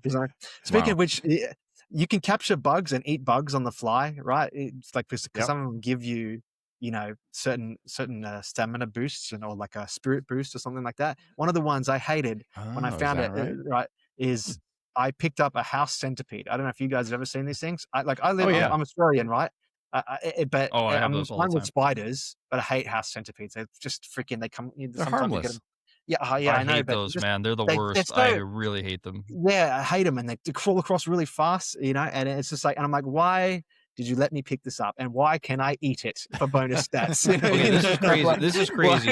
I do not want to do this. Do not make me do this. You know? I tried to make some of these bugs into alchemy potions with like a cauldron. So I basically, like, you could do this in Breath of the Wild as well, where you find like a bug or a lizard or whatever, and you can cook it to make, you know, more stamina. But I couldn't figure out how to do it because the game never told me. And I figured I'd get a tutorial later, and maybe I will. But maybe you did and you forgot. I maybe also, yeah, very true. And I kept making this like green, like nasty soup, like basically Breath of the Wild mistake that wouldn't it just didn't work. So I just gave up. But it's hilarious that you mentioned, because every time I picked up a bug, it has like some stats thing like armor +5 or defense +5 or whatever. And I always just thought, okay, when I put that in the soup, it'll do that. I did not even know until you've said this just now, because I assumed you had to put it into potions, that you could even eat the bugs. I've just been selling them or throwing them away. I didn't even know you could eat them. I've been selling them all. I did not know that either. But I didn't even know you could eat that. My mind is blown. I've been selling them too. I've been selling them too. It's just like, it's because I'm like, what do I even use it for? Like, can I? Because the thing is, when you run out of food, it just ticks off to the next thing on your next quick menu, you know. So I'm assuming, look, I haven't actually eaten a bug. I'm assuming you can, because it has the stats there. Because I guess so. Because I haven't specifically used it. I haven't specifically used it in its potion yet, but like, I've seen potions. That's somewhat. I think you can like, eat them. I think you can. You know. Like, okay, so that's somewhat relieving to hear that maybe I might not be crazy that like you couldn't eat them, because I was like, oh man, all these bugs are clogging my inventory, and eventually I'll make potions, but I never did. So I just started selling them. They don't stack. No, they don't stack. We will need to make them. Speaking of which, I thought you guys haven't done the sanctums yet, but the sanctums. No, I've done one of the sanctums. You've done one, so I've done 4, and at the last one, you fight a boss that literally one-shots you, and I wasted all my revive pills trying to fight him. And I got like maybe 2 or 3 moments where it looks really cinematic and you're like fighting and I'm parrying everything, and then he just gets me dead. And if I miss one thing, and then you revive yourself with a pill and you don't have time to move and he kills you again. You're like, oh, like I had to use like 4 pills with him on like this much HP to get that last little bit down, you know. But I think, do you guys like think the combat is like fun, like compared to other games? Like, think of like Dark Souls is a game that people would probably think is equivalent, right? As of an adventure to explore. Is Dark Souls and those sort of game combats actually fun though? Like, or is it just, I find, you know, like, this is growing on me, but it's because like I feel like in this game I can get like hit a bunch of times by like, you know, swarms of enemies and not just immediately die. Whereas like in a game like Dark Souls or Elder Scroll, you just die. Or not Elder Scrolls, Elden Ring, you just die, right? Where this game, like my character feels a bit more powerful, right? Where I can go in and like mix it up and be in like a brawl and be okay. And so then you have time to like, okay, I'm getting hit a couple times, but I'm repositioning and now I can do this thing. And so I like that the damage is slightly lower overall, it feels like, on that.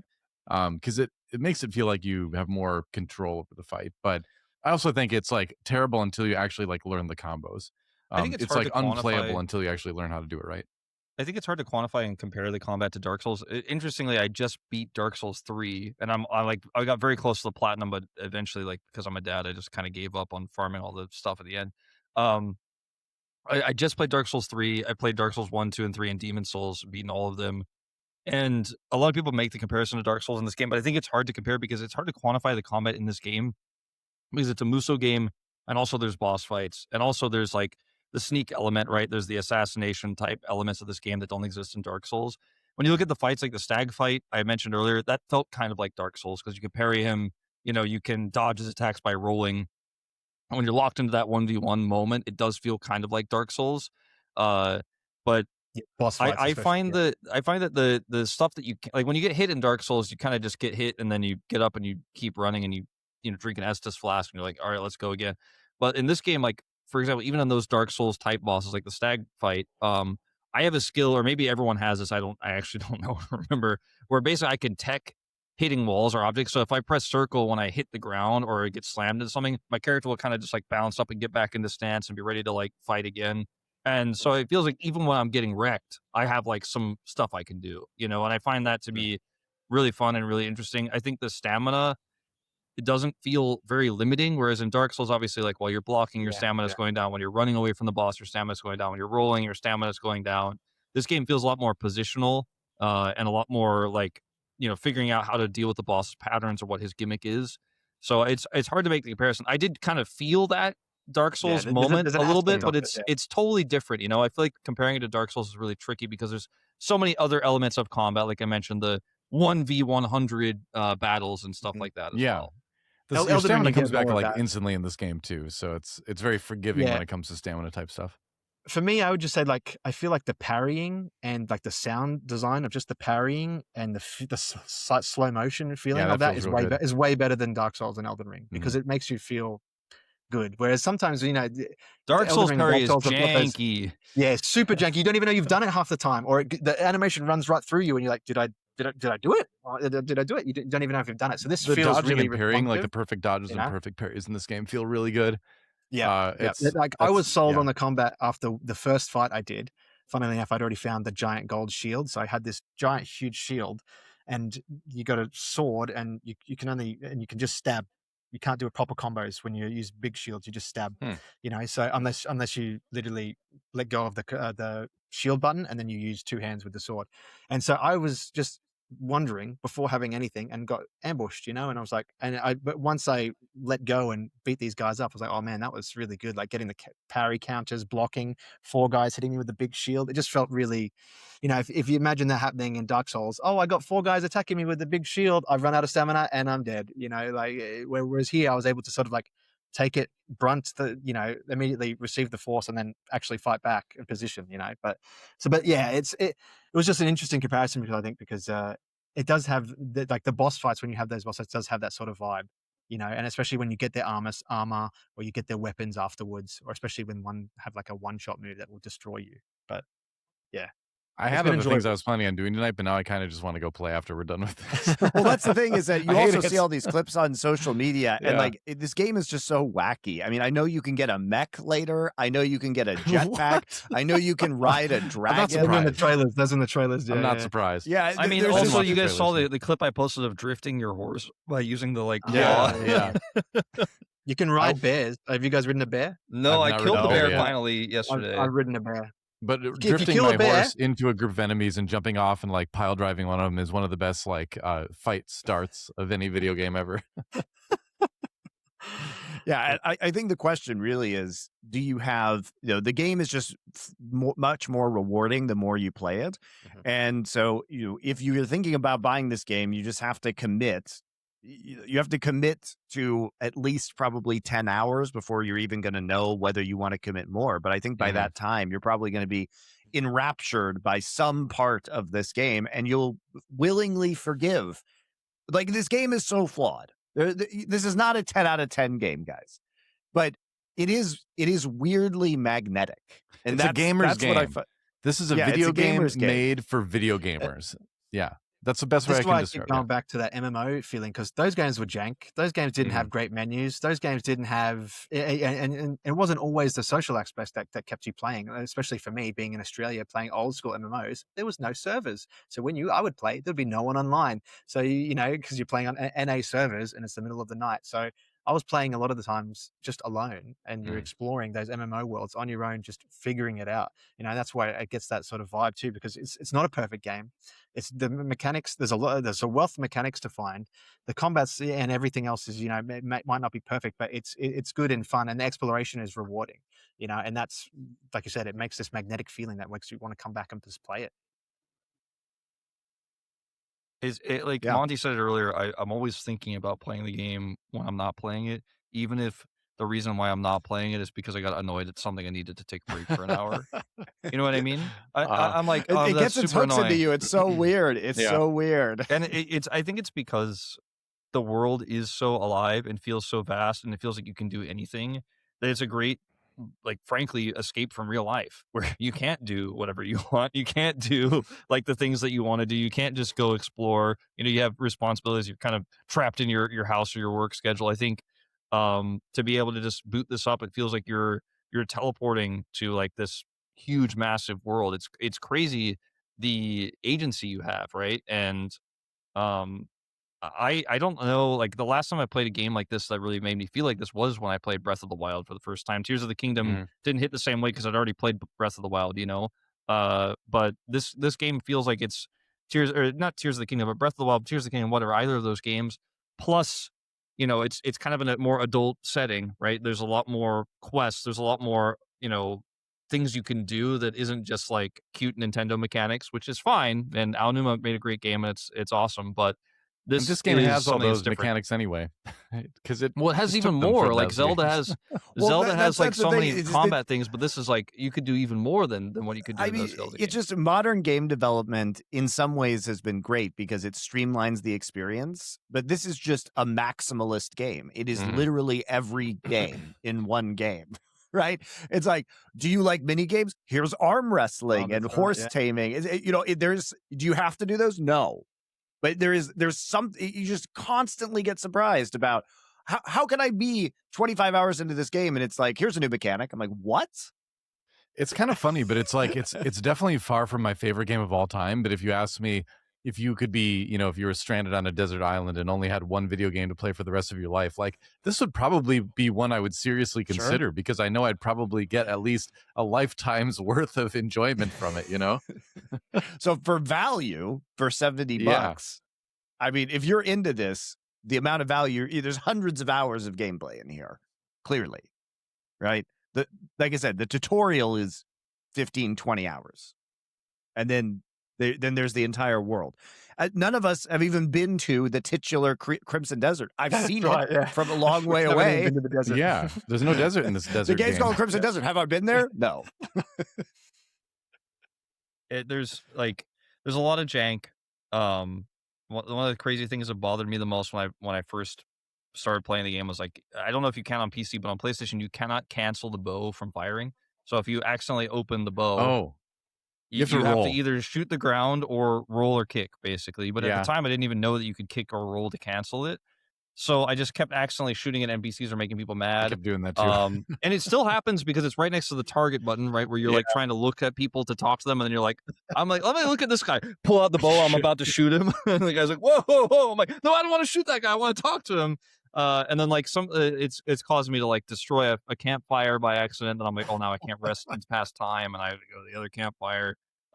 There's jank, right? And like, it still makes me mad. I won't lie. Like, even though I'm now 20, 25 hours in, the jank makes me mad still. And sometimes I'm just like, oh, fucking, here we go again. But I still just keep playing the game because it's really fun. And you can just look past it. And at some point, the jank just becomes charm. And I think that's kind of happened to all of us. I did that puzzle, Monty, in the Abyss, at the Crow, right? Go to open the storm gate or whatever. And the amount of times I accidentally fell down the Abyss Yep. Oh my me goodness. too. Or I was like, oh, because they've got killer flowers. You guys will see. There's killer Yes, flowers yep.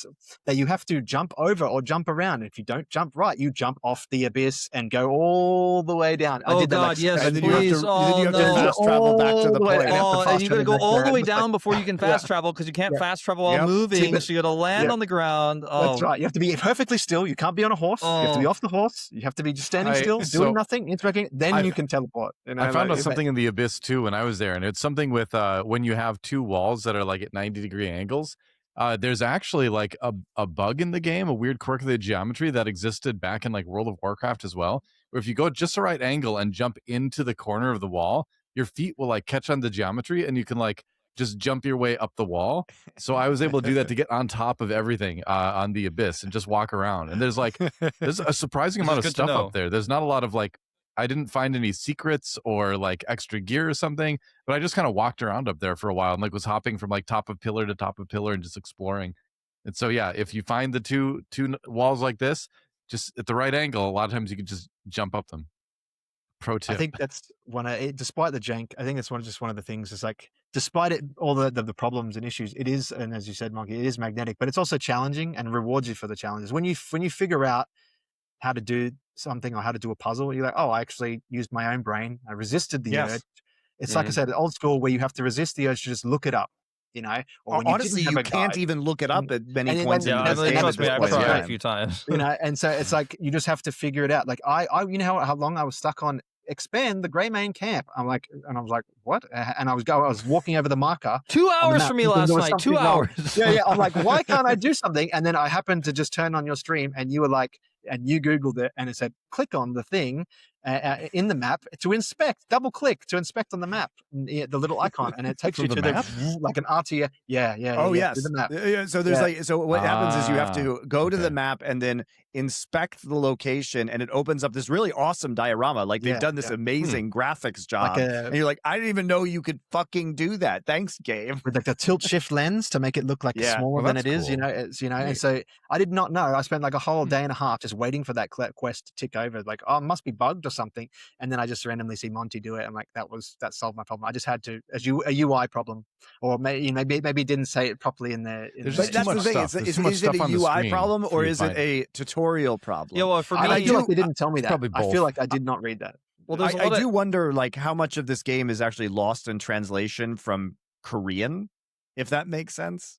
I think it's like Probably part of it. obviously I played a lot of Korean games, but this game feels like it's similar to a lot of the Korean MMOs, Yeah, it like is. RO, in the past, where it is not that handholdy, and you kind of just have to figure it out, and it's a little bit janky, but you're playing online with your friends, right? Because it's an MMO, so it's fine. They'll just tell you, but not in this case because it's not an MMO, and you're not playing with your friends. You're playing it by yourself, and the game is new. You know, in my case with the expansion, I couldn't figure out if I was missing resources or because all the guides were telling me to press that inspect button, but it didn't work for me because I didn't actually have enough things unlocked or set up to actually do that yet. So I was just getting frustrated, being like, well, that doesn't exist for me. And then people were like, well, all your NPCs are out on quests. And I'm like, no, they're not. They're just missing for some reason. I can't figure out why.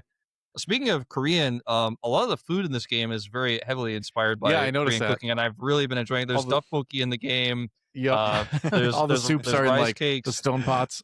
Yeah, Yeah. it's really cool. I've been showing my Yeah. wife, you know, they're like, look at this, there's Korean food in there as well. I'm hoping we can find. I swear budae there's later. a whole Asian area inspired in the game somewhere. We just haven't found it yet. It's Like an hidden entire underneath Asian the city. surface. It's trying to be very European inspired, but if you look like at the food, it's all like it all looks like East It's Asian. really cool.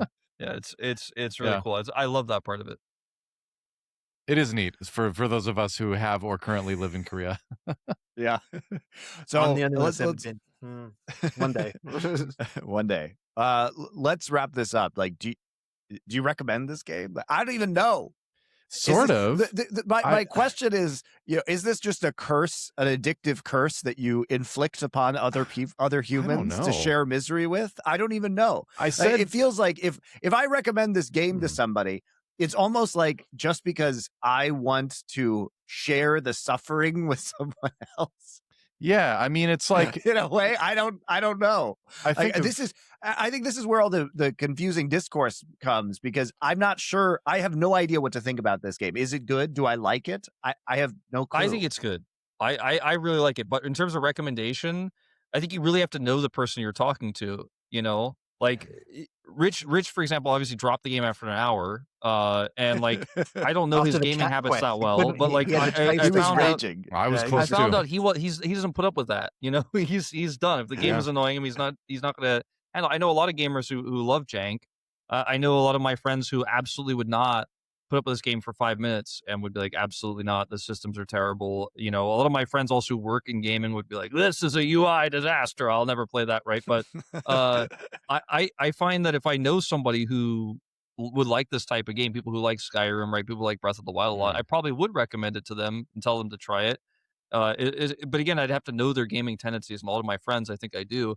I also would not recommend this to somebody who wants to just play a game by themselves and not interact with a greater community. I don't mean that in the sense of like that this is an MMO. I mean, you're going to want to talk to your friends about this. You're going to want to share this with somebody. You're going to want to at least be like in a Discord where you could talk to people about this, because if you try to play this game solo, I think you will run into a wall. You will get annoyed. And also the exciting stuff that you experience and your ability to like handle bosses in different ways and stuff like that, I think is better when you play with a group like we're all kind of doing right now.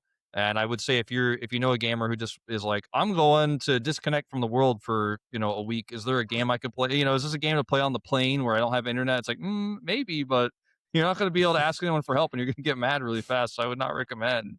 But I do think I would tell people that I know who like this type of game. Yes. I would not blindly recommend this game to all gamers, though. Absolutely not. I said earlier that it's like a gamer's game. And what I mean by that is that there's a lot of people that like video games, but they just like the experience of the game itself, where it's like, I'm playing through the story. I like the controls. I just like the graphics, that kind of stuff. They're playing it in the same way you would watch a movie, right? You're there to be entertained. This is more like, when I say a gamer's game, I mean a video game where you're playing it and you recognize the jank for what it is, and it ignites all these fun nostalgic memories, and you love sort of getting a glimpse behind the curtain in sort of like the mechanics that go into all this. And so there's tons of stuff constantly breaking your immersion. But if you like video games, if you like kind of exploring the systems that are used to make games, and that kind of side of things, if you're more into the design side of things, I think there's a lot of stuff where it's like it's janky and it doesn't work quite like maybe it should, but it's fun to sort of experience and think about. And so that's the kind of gamer I think that would really like to get into that, and has the time, of course, to dive in and do the minutia. None as of us well. have the time, but we still are loving it. or can make the time for a podcast. Yeah. Yeah, that's true. I would recommend it. I just, like you guys have said, it has to be a specific person, obviously, that's going to like it. But I would still recommend it because ultimately, I know people have different objectives when they're gaming. Like normally I would say now I'm primarily a story focused gamer. I want a good story me too. to engage me. But this is why I keep saying it's old school gaming, because this is just gaming for gaming's sake. Yep. Like this is, there's no story really much to the world. Like we don't know anything about Pywell yet. They barely, they hardly mention it. We don't even know about the Greymanes, the Pyloon, who is where you come from, or Pylune, however you say it. We don't even know, right? Because where we come from, the north, we got kicked out of there for who knows why or what. It just took one skirmish to wipe us out, by the way. And yeah, some bear people. We don't know anything about the story. The characters are crap for now, but like the gameplay just wins you over, and the exploration wins you over. And so if you enjoy just getting lost, like, that's why, like, movies, I love movies as well, because, the escapism that you feel escapism in this game.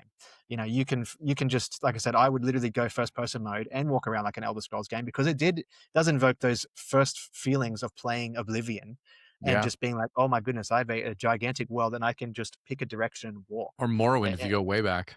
Yep. Yeah, I played Morrowind first, but it didn't have that didn't hook me like I kept dying to like a flying bird thing, I don't know, and I thought it was, and it was just like, how do I, and it wasn't like Oblivion where you just hit and it hits on connect. It was still a dice roll, so I was like, why is my attacks not working? I was too young. These games, hearing about these, you guys comparing it to these games makes me want to go play those games. Like, this is kind of for me like an experience where I'm like, oh, there are other games like this. I better check that out. But play Oblivion for sure. Yeah, Oblivion is I own the one of the remastered best game. The I just haven't remastered played one. it yet.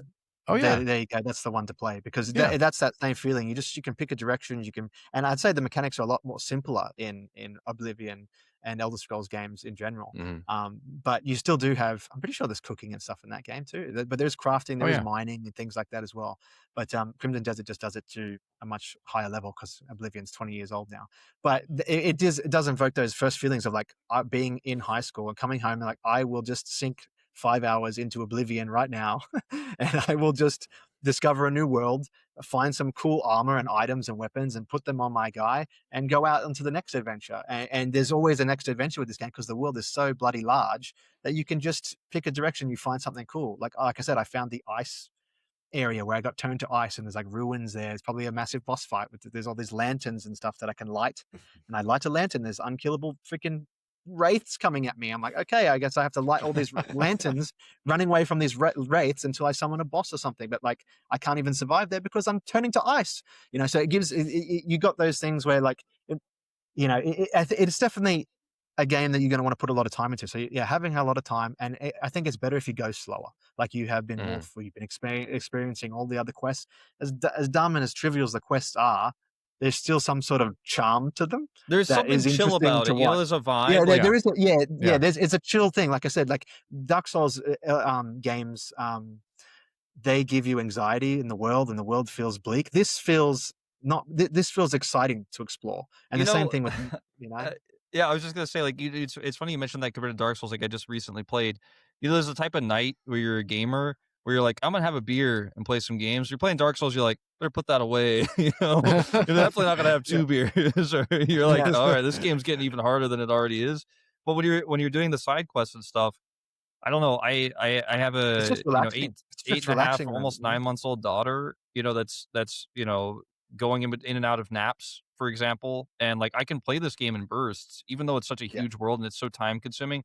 I can play this game in bursts and then just put it down and save and then load my save later when I'm doing in the middle of these quests. All these quests are multi-step, right?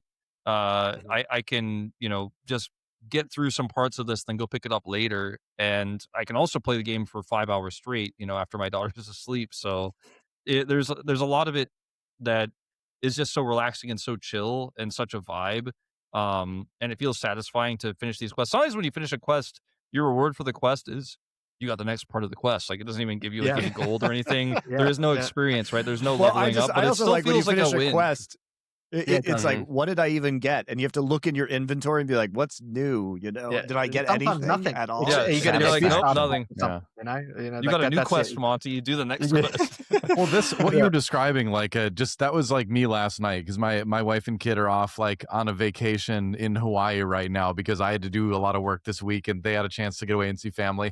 And so I finished my work yesterday and I just poured myself a glass of whiskey after dinner and just played for like 7 hours until like 1 a.m. And it was great. I haven't gotten to do that for a long time. And you can't do that in like every game. There are lots of other games you just get tired of it. But this game, they're just like kept being things to do where it's like, oh, now I want to go do that. Now I want to go do that. Well, and also the change of pace. It's like, if you want the Dark Souls stressful experience, you can go fight the hard bosses. But if you don't want that, you can literally just sit there and build up your camp and send your guys on missions or do FedEx quests or whatever, right? You can leave the game on, just let the missions run. Leave the game on, Wolf, and you get those automatic hours go by and the missions will complete. Yeah. Great. I work from home. I actually did that yesterday a little bit. I left the game on for a little bit to progress one of those things. It's like, why is your computer melting? Well, but yeah, like you said, I like you guys. Wolf, you talked about doing the in the Discord the fishing quest. I haven't fished once. Yeah, I did a lot of fishing. Yeah. I haven't. I got the upgraded fishing rod like schematics. I don't remember where I found it, but like, you can craft a better fishing rod. And I messed around with fishing a lot. It's pretty fun. It's chill. It's easy, and then you could make. That's what I mean. There's that vibe for everyone. Like, you can just go fishing for the whole day. You could do the same thing with Red Dead Redemption. You just go fishing for the whole day. I'm going to go on a kayak. You can get kayaks on boats in this game too, and just go sailing. There's islands. I imagine you can go to them. So there's just a lot of things you can do, or just, like I said, explore. Walk through the environment, pick up. You can catch the animals. Catch the butterflies. I'm sure there's some people that just pick go and do that. Pick up a quail and carry it around for a while. That's right. Or pick up an animal and throw it off a cliff. That's people like. Pick up a person and throw them off a cliff. That's right. I got thrown off a cliff by a horse. The first horse I tamed, it bucked me off a cliff, and I went all the way down. So it's a cue clip. There's cue clip. Yeah. So there's just so many things that you can do, and like I said, because there is you can do the super hard, sweaty bosses. You can go and prepare, all your food and go and fight them, or you can just go fishing, or you can just go and find and collect bugs to make your dyes. Go and mine, go sell. log, Go mine. Yeah. Yep. Go just and find you a bunch can of fast travel points so that when you decide to play more of the game later, it's just really That's easy to right. get around. Yeah. Yeah, That's what I and did so for a bit. it's the wealth of options for you to choose from. Just it lets. I think in that way it should enable a lot of players to come into, because a lot of people play what's that one, Stardew Valley and all those ones where it's just farming simulator. You get farming later on. I got a thing. It said there was a seed. You can plant seeds. So and have them grow. So at your own camp. So there's so many things that you can do, and this game allows you to do it. I think the bottom line is that games like this don't come around very often in today's modern gaming world. And so when you have a chance to play a game like this, you should probably give it a try. Like, you can, if you're a person who plays a lot of video games, you probably know how to fit at least like 10 hours of a game into your schedule. And I think this one is worth giving it a shot. It may just aggravate you, and you can refund it if that's the case, but it's worth a try, I think, for most people that like video games. I've noticed that when this game first came out, it was really high up on Twitch. I don't know how many people were promoted, like, basically paid to play the game to promo, because that's how modern gaming works. But then after like a day or two, it dropped down pretty massively, as everyone was like, this game is awful, right? The Steam reviews, you mentioned the early ones were out and everyone was shitting on the game. AI art, there was one AI art placeholder in the game, so it's evil and stuff. And then I'm looking at Twitch now, and it's like right now for me top 5 in terms of all game categories, as 77.5 thousand people playing it. I think this game may kind of explode into a cultural phenomenon if enough people play it, and more and more content comes out around it. Because it definitely has the social media edge. Like I said, this game, out of all games, this game is so fun to follow on Twitter, because all you get are these wild clips of people doing things you've never seen in this game, or like a cool screenshot of some piece of armor that looks awesome, right? And people are sharing all their screenshots of their character with the armor, or different armor. Like, it's very compelling. My point on this is that I feel like right now it doesn't feel like it yet, but I feel like this might be a game that people talk about in 10 years, like Skyrim. Like, this is one, I think this game might be, we don't know yet, right? And it doesn't feel like it is yet, but I'm still seeing, like, again, a lot of streamers playing it, a lot of YouTube content is coming out. It might be one of those games that in 10 and 15 years gets remade or remastered. This game might have a 6th sequel that comes out in a few years, or some crazy huge DLC that comes out, just because I think there is going to be such a huge cult following for it, because everyone's kind of figured out that this game it's everything, and I don't know if this game, I don't know how I'm going to feel about it by the time I get to the end, because I might just be burnt out. Who knows? But I'm really looking forward to seeing how the rest of the world kind of perceives it. And it's exciting for me too, because a lot of the time these games are from Western developers, right? And we don't have Korean developers finding this kind of success in the West. I think most recently Stellar Blade is one of the more recent examples of a single player game that did pretty well outside of Korea. But that game, obviously, because of its art design, had a lot of stigmas attached to it. This game is certainly just a Korean game that's been made for a really long time. Has changed direction from being an MMO and multiplayer game into a massive single player game. Has devs that through the weekend were patching and updating it on release, and I think they deserve a lot of praise. I know there was like a leak of someone who claims to be X from the company being like, the direction was horrible, and they just copied a bunch of stuff from Tears of the Kingdom at the end, and like, they added all the Sky stuff last minute. Like, there was a leak about that. Who knows if it's true or not? But it doesn't feel like that to me. It feels like there was a lot of care put into this. I do like Monty's theory of like, it's kind of piecemeal. Every team is building their own thing, and they eventually put it into a game. But like, these devs actually care, and so I am hoping for success for this game. Even if I don't play it for 500 hours. It's already sold 3 million successful. copies. Yeah, it's been successful. Like, there's no doubt about that. And who knows how much money this game needs to recoup in order to actually make cash. But it feels like you say, if this goes on sale in a year, it feels like there's going to be a new wave of people who buy it. The game is timeless, like you're saying. Yeah. I don't think, this is one of those games that, as janky as it is, feels like it's going to age very well, because you can come back to this game in 5 years and it's still going to be massive, right? Yeah. It's still going to be bigger than any game you've played. It's like how you can go back to Oblivion and Skyrim.